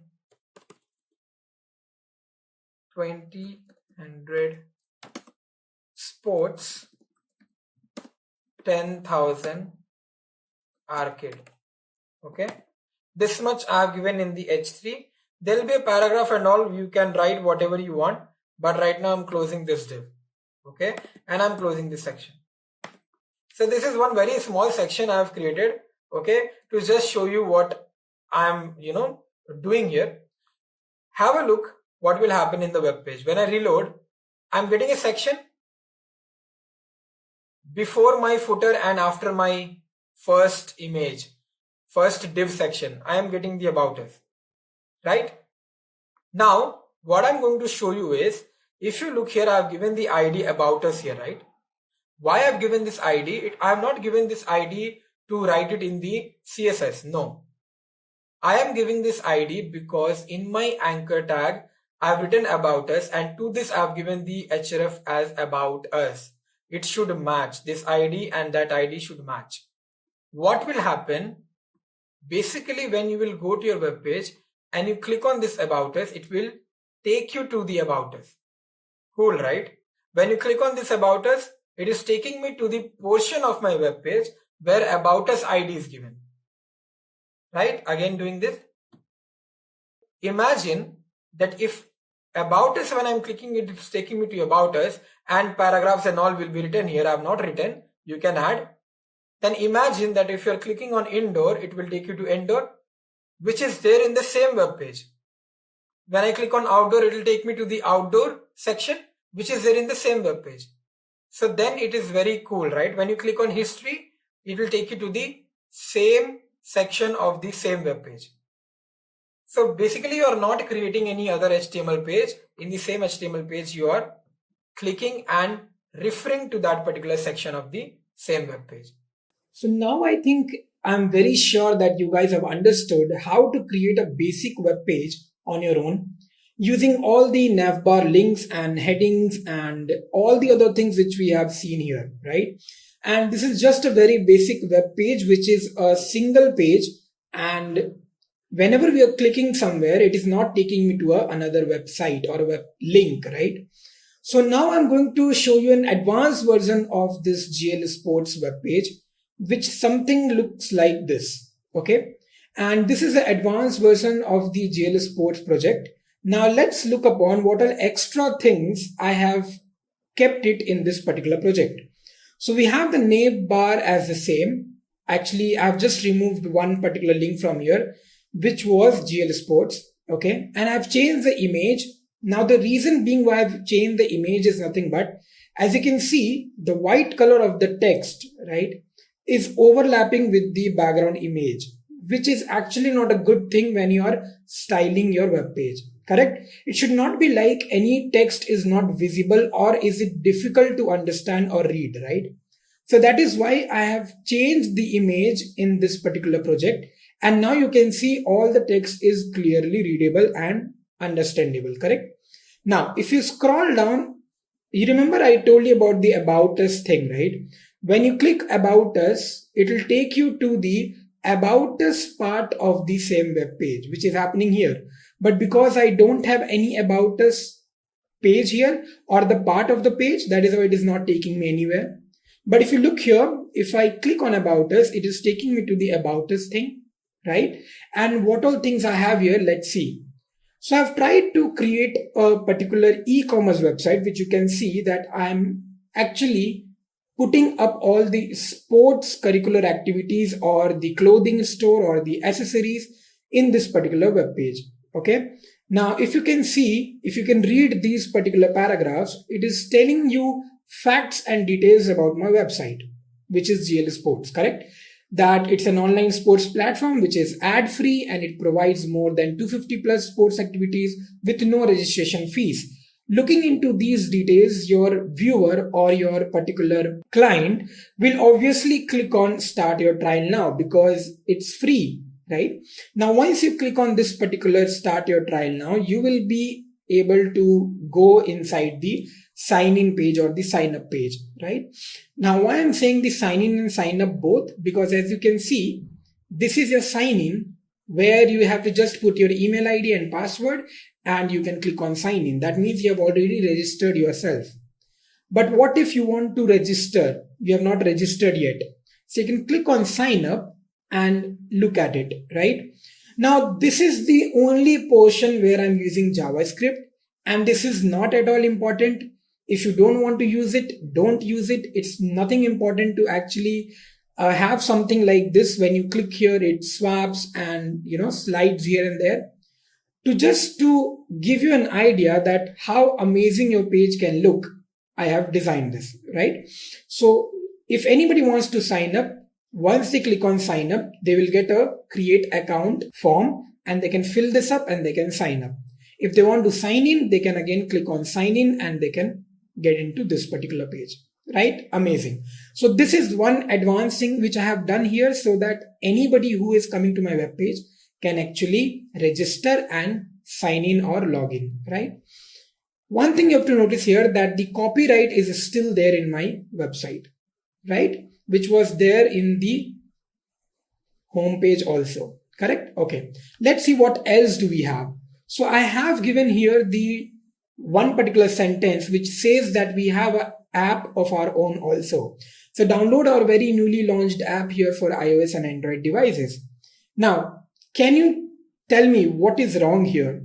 So I have given two buttons. I have given one button of Google Play and I've given one button of App Store. But there's one thing which is actually wrong. or you can say that's not wrong, but it is not looking good here. If you can see, I've written here, download our very newly launched app here for iOS and Android device. First I've written iOS and then Android device, but the image is not saying the same. The image is actually the opposite, right? This also matters when you are creating a web page. Okay, UI does matter. How you're reading, how you're writing things in a web page does matter a lot. So let's carry on. Let's click on this particular link and let's see what happens, because it is showing me a clickable button. So let's click on this and you can see that it is taking me to Google Play, where I can actually download the Great Learning app, right? And this you can easily do, I know, and you also know how to do that because we have done it earlier. And you have to just use the anchor tags. So most of the things here which I have advanced or which I have used is known by you. I've already told you about those things. All the CSS styles and properties, same styles and properties we have used in this particular advanced project also. So no need to worry about that. Okay, same thing we can do here for Apple App Store, but I have not given any link here, right? Now, if I click on Indoor, about us we have already seen. If you click on Indoor, it goes to Indoor. And you can see it says an extensive indoor clothing store with discounted price. So obviously anybody will try to see that what is there in this particular indoor, right? So let's click on it.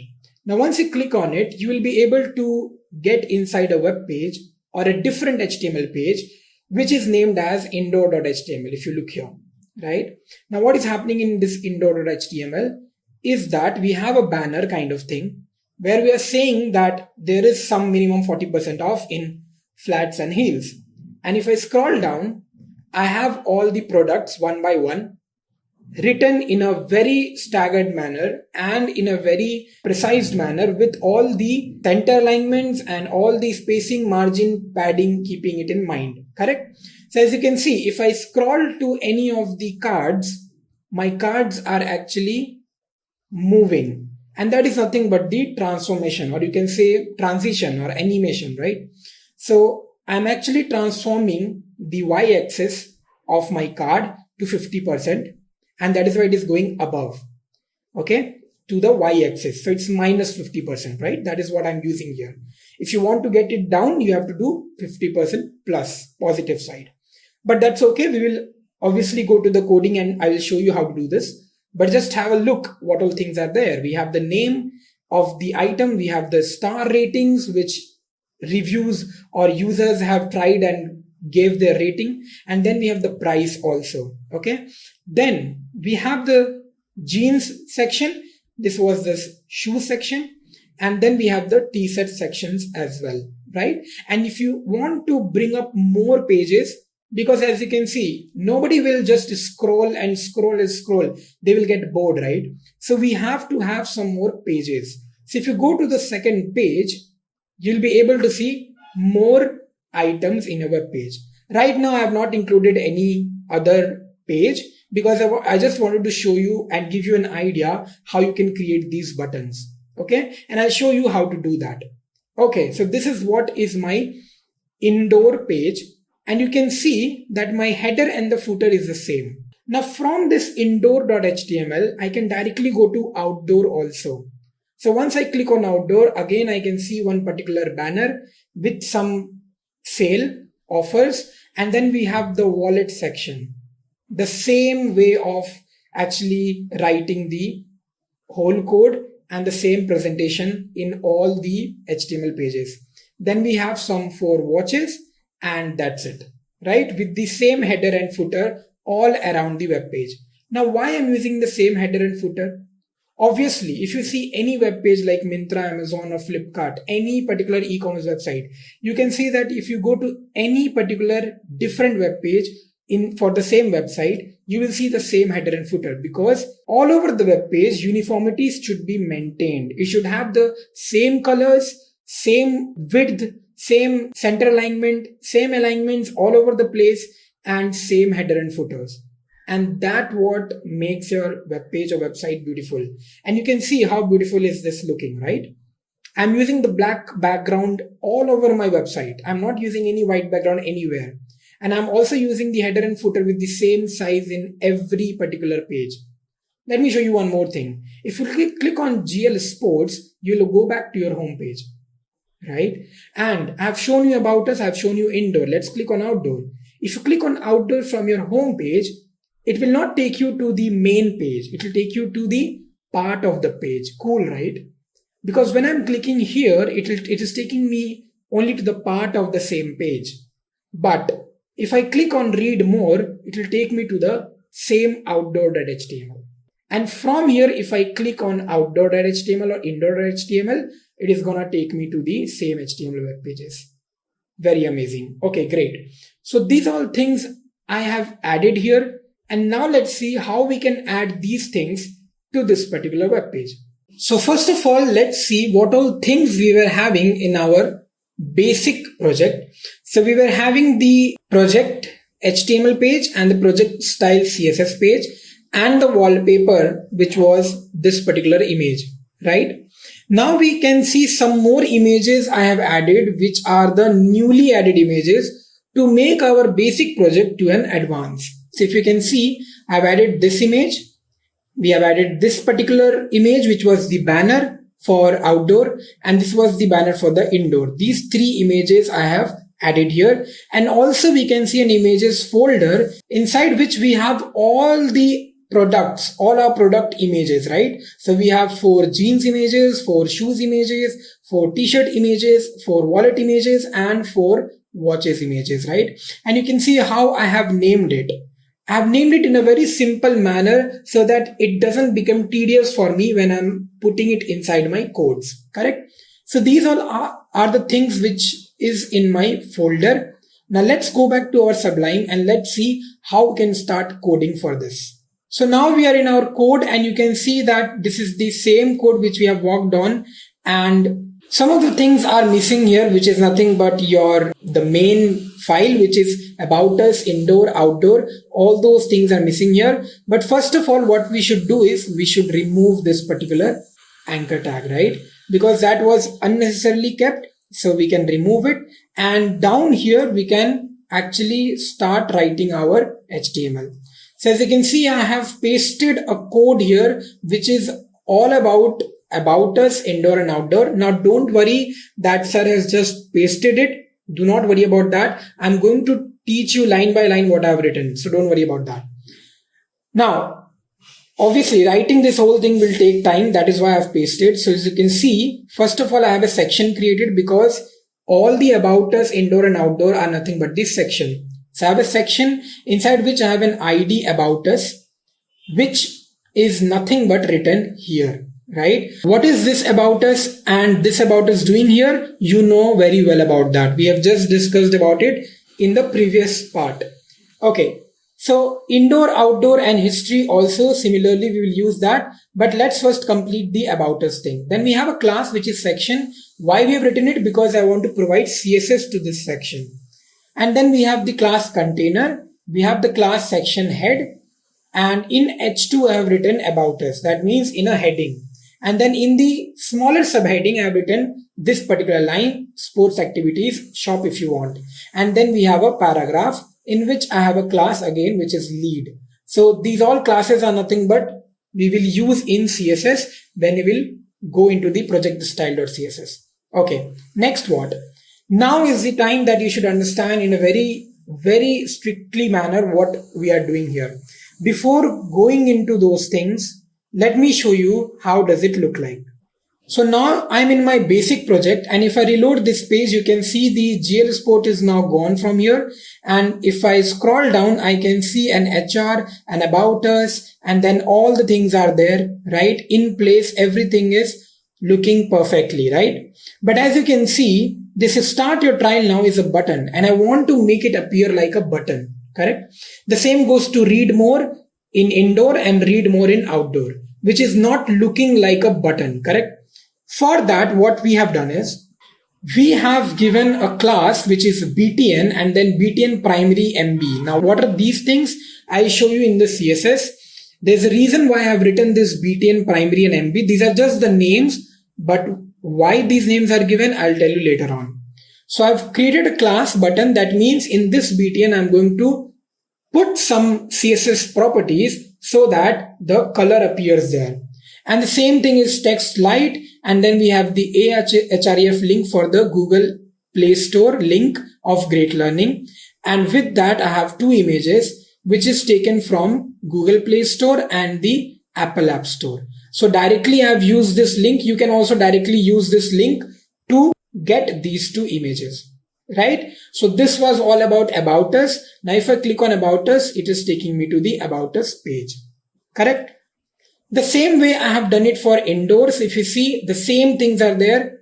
If you compare line number 42 and if you compare line number 57, it's the same thing, right? It's just that here I have given the indoor, we have the H2, we have the H3, we have the paragraph, and we have the anchor tag with a button which is read more. Here also I have given the class which is btn, so that once only I have to provide the properties of CSS to the btn, and for all the buttons the same property will be applied, correct? We will do that in a while. We'll move to the CSS in a while, but let me finish with the outdoor. Same thing, same procedure, same H2, same H3, and same paragraph.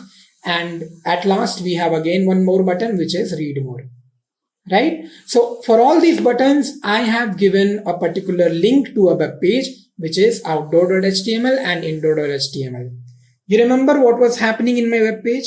So when I will click on this read more, it takes me to the indoor.html. When I click on this read more, it takes me to the outdoor.html, correct? I have written here indoor.html and outdoor.html. But in my folder, do we have any HTML page like that? No, right? So let's create it. I'm saving it in the name of indoor.html because that is what is the name I've given in my program. And then here also I'm going to create one more, which is outdoor.html. Okay, so these are my two web pages which I have created. I will close it for now because later on I'll be doing work on these two pages. But right now I have to work on the CSS for this project.html, which is my home page. So let's come back to project_style.css. And the very first thing which I have to do is I have to remove this wallpaper.jpg because my text was not looking very good. So I will add here this particular image, which you can see here, jlsports.jpg, right? So this particular image I have added in my web page.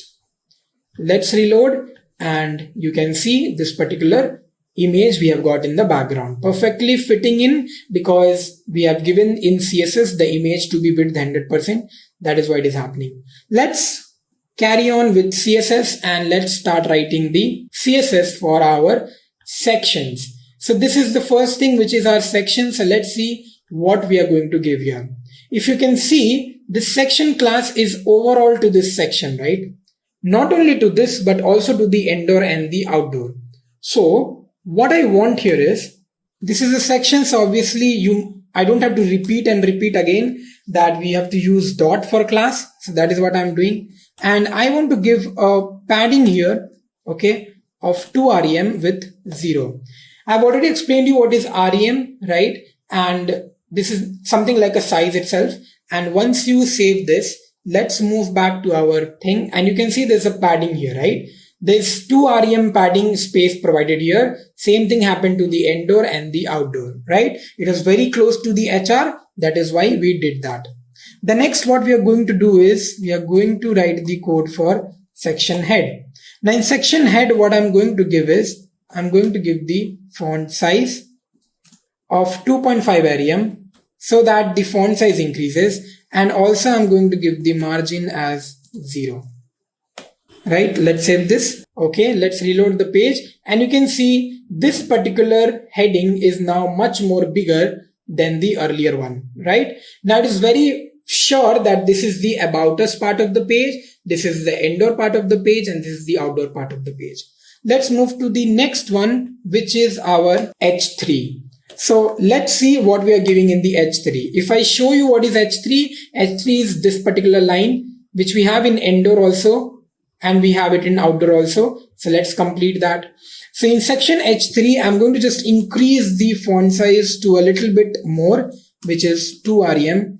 And let's see whether the change is happening in the web page or not. So yes, my particular H3 is now much more bigger, correct? So we have just till now done the font size and all remaining things, nothing else. Now let's move to the color part. So let's see how we can actually give the button a different kind of colors. Okay, now see, when you are in such a situation, when you have so many colors to give, what we actually do is we write a particular code and we give all the particular colors to a particular variable. Like in programming also we have variables and value, right? Where we use the variable to hold the value. The same thing happens here. So let's say that I have a primary color which, every time I'll be using this particular color. So I have taken a variable primary color and I'm going to give this particular color to this particular variable, which is primary color. Okay, so now I don't have to always use this hashtag. I can directly use primary color and my work will be done. Okay, similarly, I'm going to give some more colors to some more variables, like primary color over secondary color over light color, like. So these all colors I have given to these all variables. Why? Because I think that these are the colors which I'll be using a lot many times in my web page.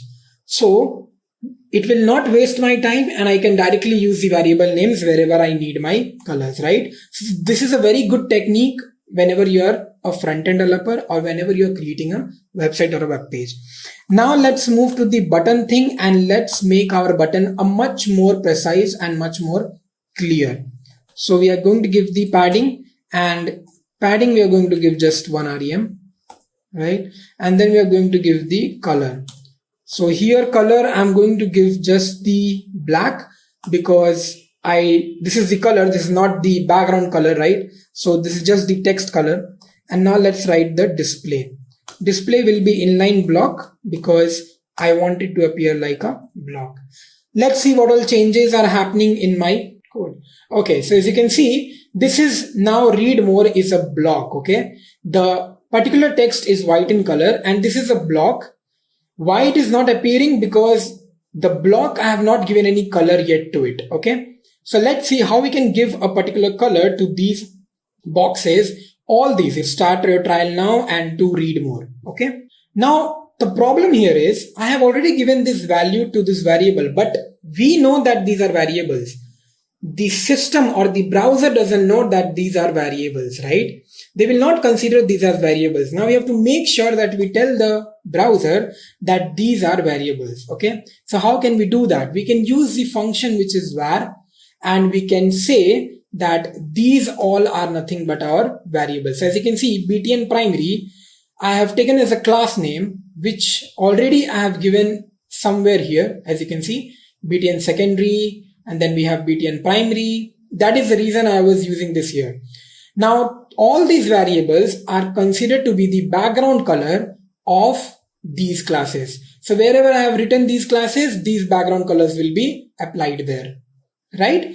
So this is what will happen. Now look, btn primary I have written in start your trial now, right? And there's a different color for that. What color is that?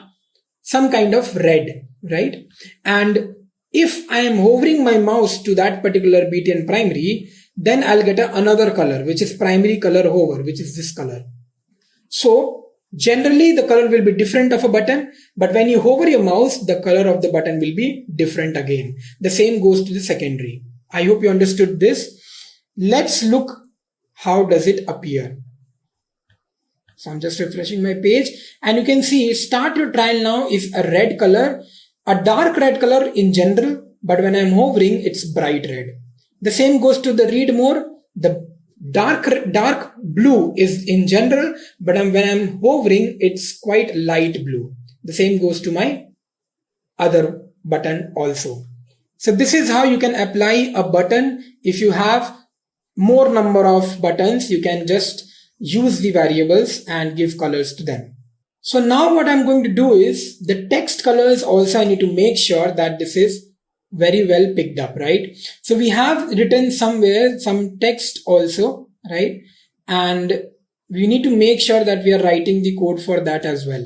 So these are the codes again. So see, text primary, again this is a class which you can write somewhere, right? We have not used here text primary, but you can use it somewhere in your text and you can give the color to it. So this is just an example. You don't actually need this, right? Similar way, we have the BG light. Now, if you look here, somewhere I've used the BG light, right? So let's see where we have used this. So as you can see, we have used here text light, right? So I want that this particular line should be very light in color. So that's why I've written here text light and then light color. So if you see in the variable section, the light color is this color, correct? And that is why I have given this particular thing. So these two classes are not there in my code. I can comment it. Okay. If you want to use it, you can use it. And this BG light also, I think I'm not using anywhere. So I can comment it. The text light I'm using, so I will keep that. Also, MB and MT, somewhere I'm using this MB. Can you see this? Here I've used MB, right?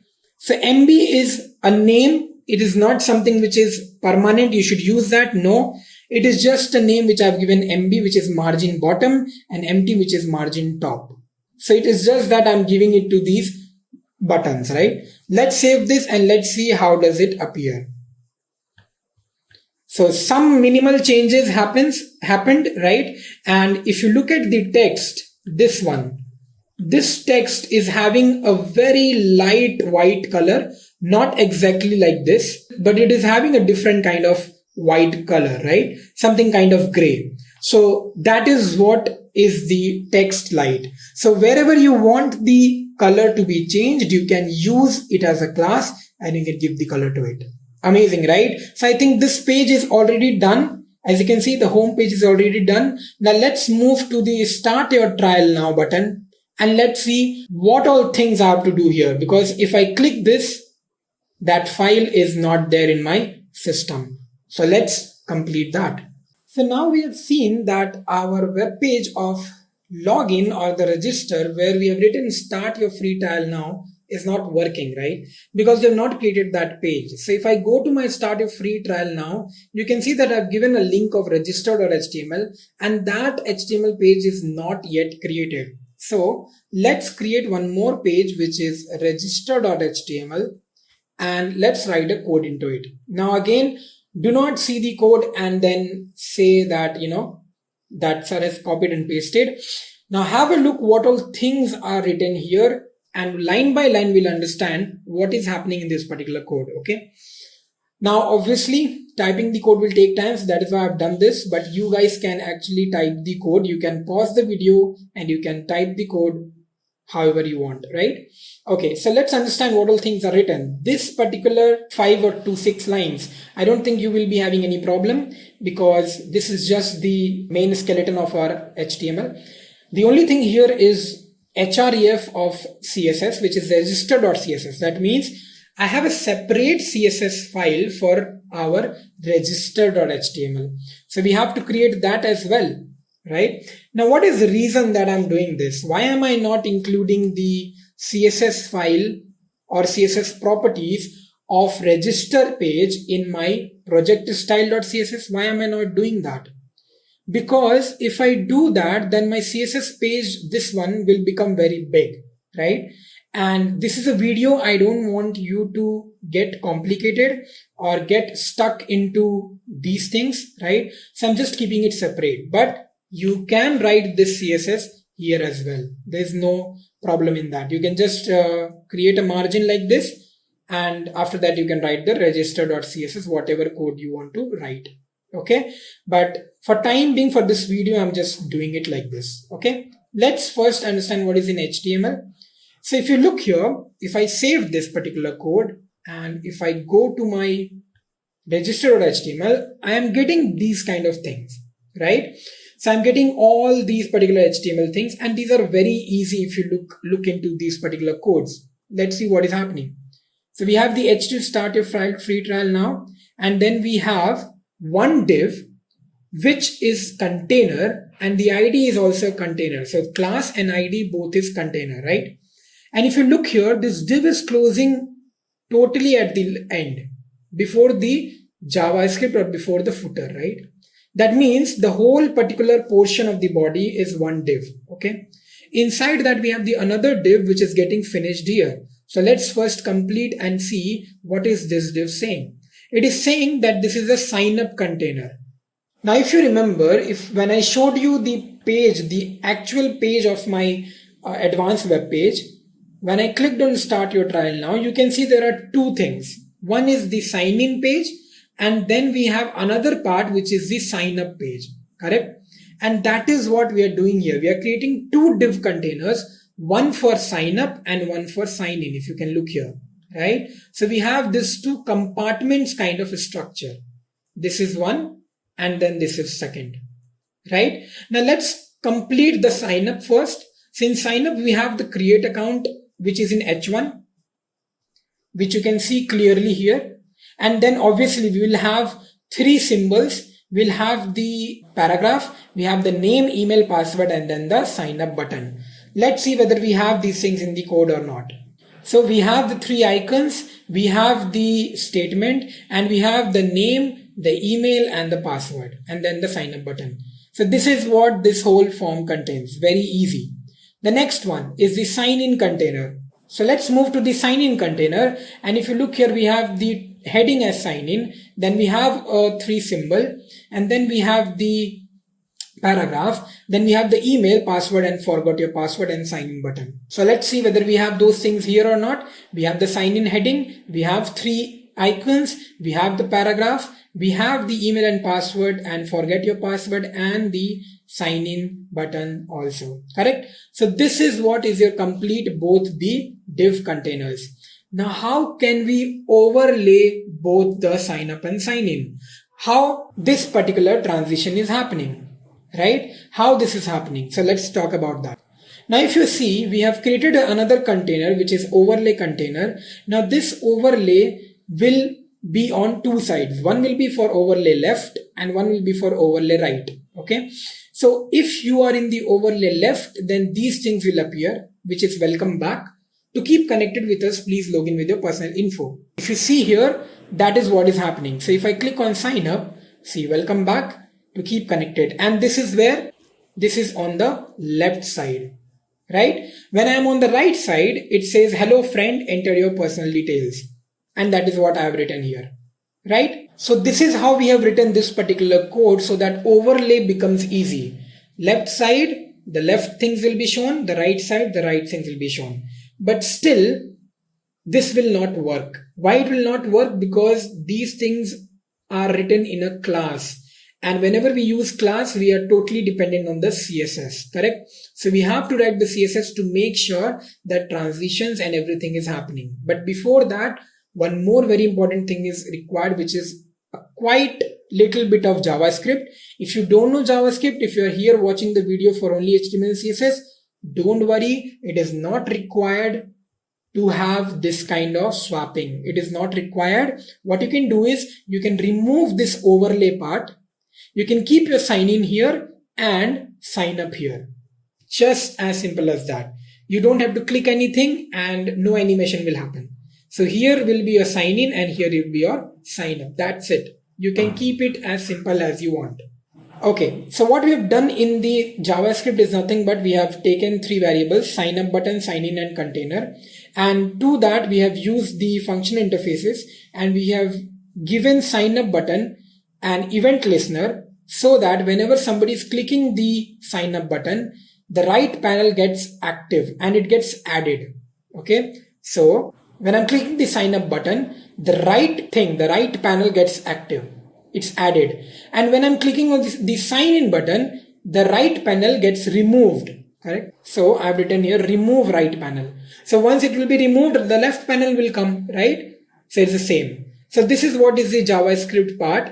If you don't want to use it, again I'm saying don't use it. Now let's move to the CSS part because you have already seen that how the HTML looks like. And this is what is the CSS for our login page. Now you can keep your CSS as easy and as simple as that, but I'm not going to tell you what all things are written. This is going to be your homework, right? And what I'm going to just do is I'm going to scroll this CSS from starting till the last, right? Slowly, so that you can actually see what all codes are written here. and what is happening. Now, why I am not actually dictating you each and every line in CSS? Because in the basic of particular web page, the basic web page project, I've already shown you one by one what does each line means, that border, background color, font size, font weight, padding, everything, right? Now you must be knowing that what all these properties are actually used for. Now if I again tell the same thing, this video will be very much long and I don't want that, right? You will get bored out of it. So I'm just scrolling down and you can see that we have given the CSS for button, for forms, for input, for container, box shadow also. You know what happens from there. It gives you a shadow around the box, around the corners. Form container, sign in container. We have the right panel active class here. And once you click on that, it's transforming.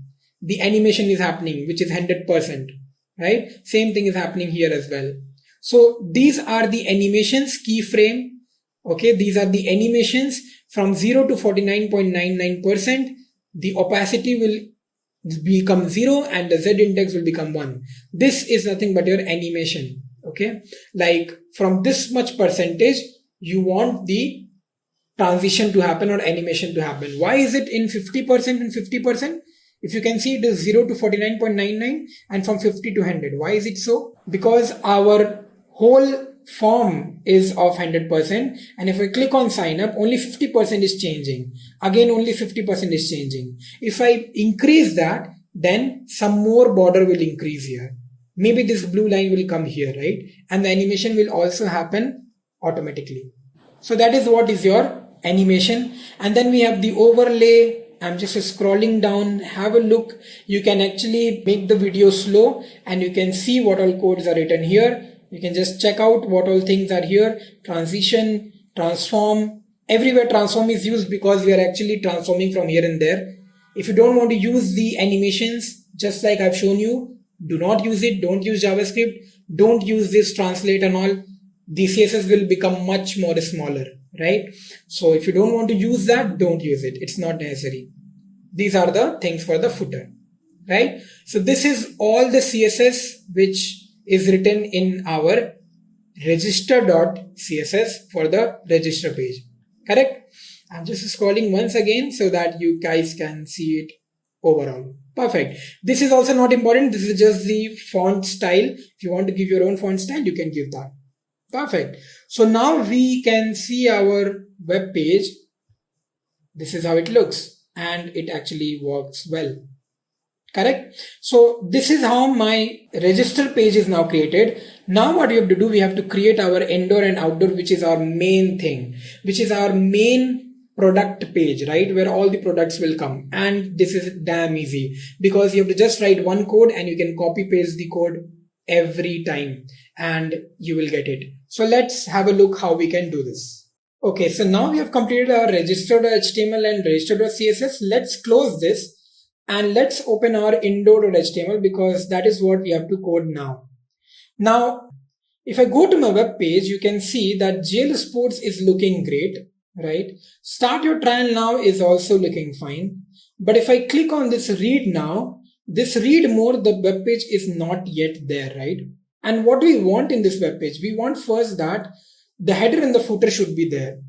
So let's come back to our page and let's copy the header and footer from our project.html. So we know that this will be the same and there will be no change. So let's copy this whole thing and let's paste it here, right? And now we know that this will be closed, the div will be closed. So I'm closing that. And the next thing is our footer. Let's give a space where all our products will come and let's copy the footer from here. Let's take the HR also. It will look good. And let's copy till the end, right? And let's paste it in our indoor.html. The same thing we'll be doing it in our outdoor also, but I'm trying to just give outdoor.html as a homework so that you can do outdoor.html in your own way, right? In indoor.html, I'll be doing the whole thing. Outdoor.html will be your homework so that you can also practice. Both the web pages, indoor.html and outdoor.html is same. There's no change. You have to do the same things. So don't worry about that. Now that we have written these codes, let's see how our web page is looking. Let's refresh this in HTML. And okay, we are getting the same things, but we don't want this particular cover page here. We want the banner which we have put inside our folder, right? That banner we want to use here. So what you have to do now? Now, if you can see, that particular image is coming from our CSS where we have written the background glsports.jpg, and this is inside our showcase ID, right? Which you can see we have been using here, right? Showcase ID, and the same we have copied and pasted here, and that is why it is coming here as well.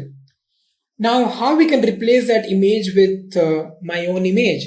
Because if I replace the image here, then from the home also, the same image will be replaced. How can I make sure that the image is only getting replaced from indoor.html and not from project.html? How we can do that? So for that, you have to make sure that you know about the priorities of the selector. Whenever you're using the ID and the class types of CSS, then you must be knowing that the inline CSS is focused more, and inline CSS more priority is given. Correct? So here what I'm going to do, here I'm going to give the same CSS, the background URL, center cover. I'm going to give the same thing in inline style. Let's do that. And let's change the image here with the name of sale1.jpg, because that is my image which I want in my indoor.html. Let's save this and let's reload my page. So fine, I am getting my particular banner, but this is looking very, very abrupt, right? My whole image is covered with a height of 500 pixel because I have given here height of 100 VH, right? So I need to decrease that. Now, why do you think that sale1.jpg is getting overridden by our glsports.jpg? Because sale1.jpg I have written it as an inline, but glsport is written as an external. That is the reason. Okay, so now how can I give it a height? I can give the height here as well. See, giving a height here will not change anything here, right? It will just set a priority for indoor.html. So I'm just trying to give here 400 pixel and let's see what happens. Okay, now it looks perfect. Now I can say that my banner is looking quite good and the text is also not getting cut. So this is the perfect way of looking into a web page, right? Okay, what next? What next we should do? So basically now we have to write our main thing, which is our product page, right? So let's do that. So first of all, if you look into our web page, which was the advanced web page, let's have a look. How does it appear in my indoor.html, right? So this is my indoor.html. Oh, we have used another banner here. My bad, but you can use this banner also. There's no problem. You have to just change sale1 to sale2, right? That was my image name. But have a look what is happening here. Okay, I can see two things, all products and default sorting. And I think this is select option, right? We use the select tag and the option tag to do this, right? To prepare a drop-down list. So we have a sorting here, sort by price, sort by popularity, sort by rating, sort by sale.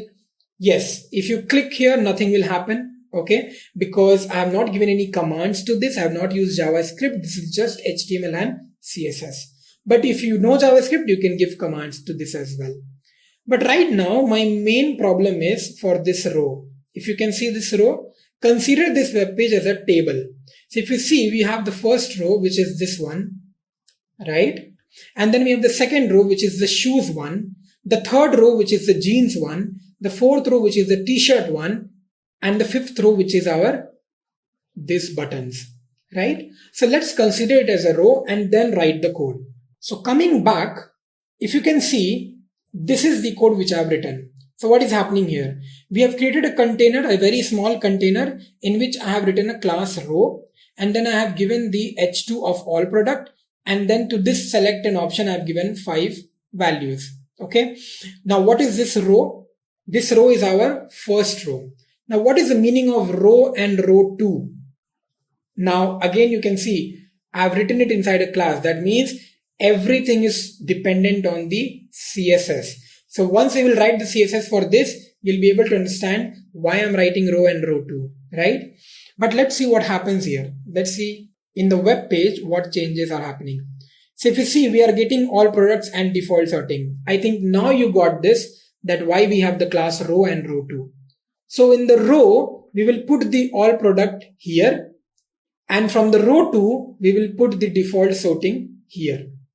So we'll have two things in the same horizontal row, right? We will see how to do that. But right now, let's create our other rows, which was the cards, right? So let's create the card. So if you look at the advanced web page, we have the cards something like this, right?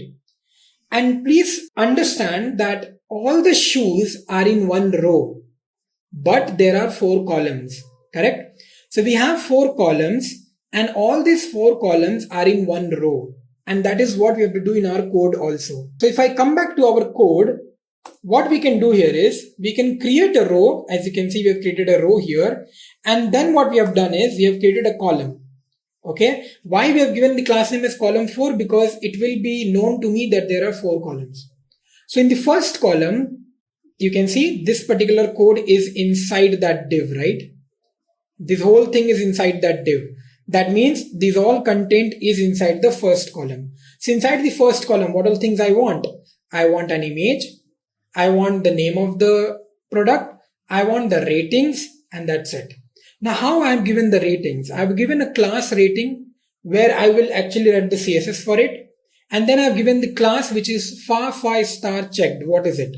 Okay. Now, in CSS, there is always a predefined CSS which we can use to give some icons or to use some kind of symbols, something like that. And in this case, we are using the font awesome icons. Okay. To use the font awesome icons, you have to use a proper link which you have to add in your HTML page. When you add it, you can actually use these particular commands as well. So let's see how to add it. So if you can see here, link, after this, you have to actually write this command, which is link rel style sheet href. And then this is the link of fontawesome.css, right? Using this link, once you use it, this far star will give you a star rating kind of thing. And if you write checked, checked means that those are checked. That means those will be in different color. Let me show you how does this appear. So if I go to my web page, if I go to my base web page, this is how my image is coming. I have not given any width and height. That is why it is giving me the original image. And then we have the brown Must and Harbor shoes and then the ratings. Okay. Checked is not working right now because I have not given any color. I have not given any CSS to those stars. I have to go to my CSS. I have to say that, hey, wherever checked is written, please provide an orange color or a golden color or a yellow color, correct? And that's when you will see the colors. Okay. So this is my first row. This is my first row. First row, first column. Like this, I have to make more 3 columns, correct? What I'm going to do, I can actually copy this part and I can paste it again down to this. How many times? 3 times, because I have 4 columns. But I have to change the names and I have to change the images and all. That's why I'll do copy pasting. So let's have a look what I've done. So here, basically, this code was written by me, which was here, right? And then I have copied pasted the whole thing again in this side with a different value, with a different name and with different stars, right? Here you can see only the 4 stars are checked, but here all the 5 stars are checked. And then we have the different image. And similarly, I have the 3rd column, I have the 4th column. Once I've written the 4th column, I've closed the row div and I have started another row div with all the 4 columns again there, right? Again, I have the 3rd row and again we have the 4 columns and that's it, right? So like this, we have created our total 4 rows in which we have the 4 columns, correct? And now is the time that we see our web page. And once you see your web page, you will not be able to find all the things aligned properly because we have just designed it. We have just written the HTML part of it. See, we have not given the style to it. We have not actually given the command of how these things should appear, right? So let's write the CSS for this. So the CSS, obviously, if you can see, this CSS is referring to project style.css. So I will write it here itself, because for indo.html, I don't have much more bigger CSS, while for register.css, it was much more bigger. So that's why I've written there. So this is my CSS for indo. Let's see what all things we have written here. Again, I'm not going to teach you each and every property because you guys know all the properties. Have a look what we have written. So first of all, I started with this small container. So that particular small container, I've given a width, I've given a margin, I've given a padding from left and right. Why only left and right? Because from left and right, I want the padding to be perfect. That is how some kind of a space will be given to it, right? And the next one is the row. So if you look here, we have the row, and to the row, I have given here display flex. That means the row columns, all the cards will be flexible. Now it will be stretched out. Right now you can see what was happening. Basically, my all images are right now coming in a vertical manner. But once I write flex, right? Once I write flex, what will happen? All the images will be in a row, right? So that is why I've written this flex property of CSS. Next, we have written about the column 4. Now, column 4 is nothing what? It's particularly about the columns to which we are providing our cards, or all the 4 columns, right? So this column, then this column, then this column, and this column, correct? So to all these columns, what we have done, we have given some flex property, padding, margin, and transition, right? Okay, now after this, what will happen? The image is having the width 100%, and if you see, we have also given the hover effect to column 4. That means once you actually hover your mouse to those cards, it will translate y to minus 50 pixel, which I have already told you in the beginning of the project, right? And as you can see, the checked also is having the color. So the color will change wherever I have written checked, correct? The star color will change. And to the paragraph, I have increased the font size. To the H4 is nothing but your name of the item, name of the product. Those I have changed the font weight and the color. I have made it white. And then the page button, whatever buttons you can see, that I will write it in the next part when I'll put the buttons 1, 2, 3, 4. There you'll be able to see the buttons. So then I'll explain you this part. Okay. And we have the select command also. We have given some command properties here. Let's save this particular file and let's move to our web page and let's see whether the changes are happening or not. So if you can see, right now you can see what is happening. Basically, we have the images, everything is happening, but this is not actually how I wanted it, right?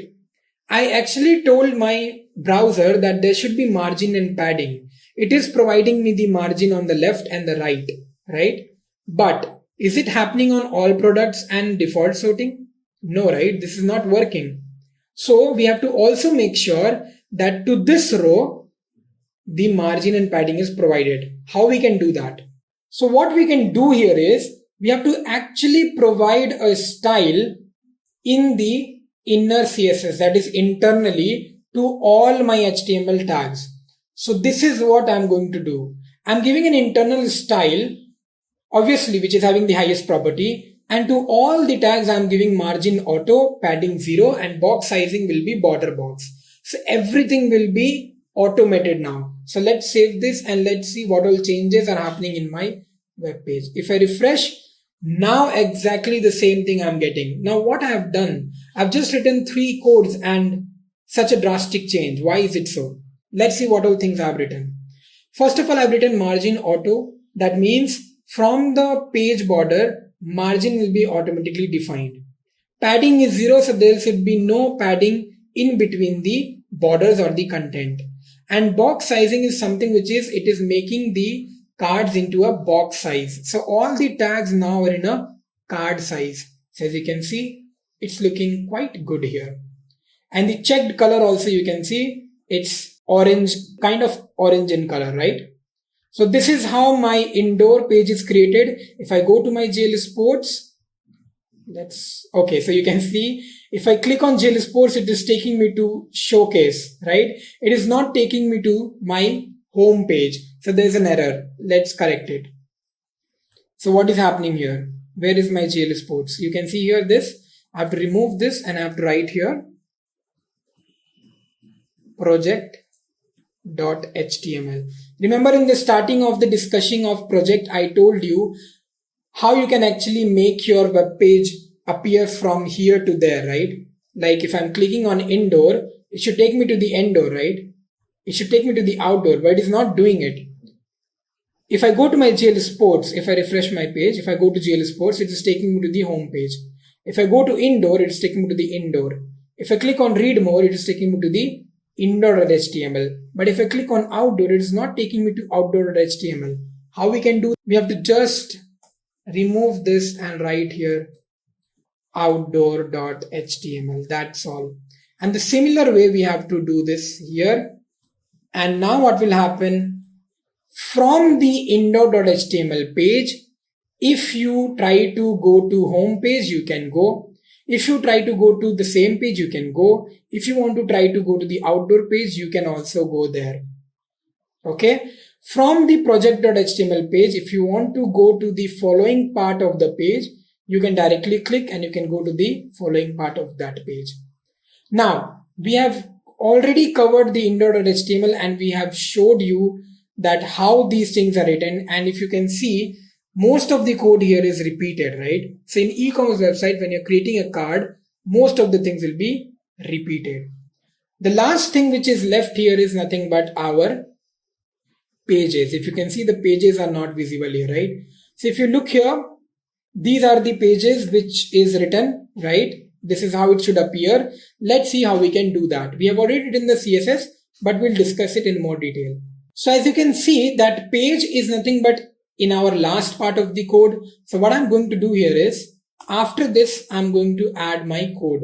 And as you can see, I've written a class page button. In the CSS also, I was having the page button code, which is here, right? So I'm just giving the margin, the background, the color, the width, same things. Just you have to do trial and error method. You have to check where to give margin, where to give border, so that everything appears in the same manner. Correct? And what we have done, we have just given the span. That's it. Span is an inline CSS command, right? So you can write it anywhere.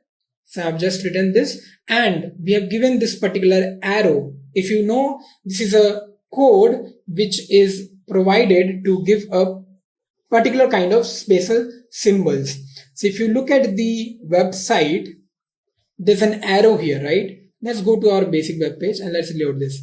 So you can see the basic web page is now in advanced web page and this particular arrow is visible, right? That is coming because of this particular 8594 code. Okay.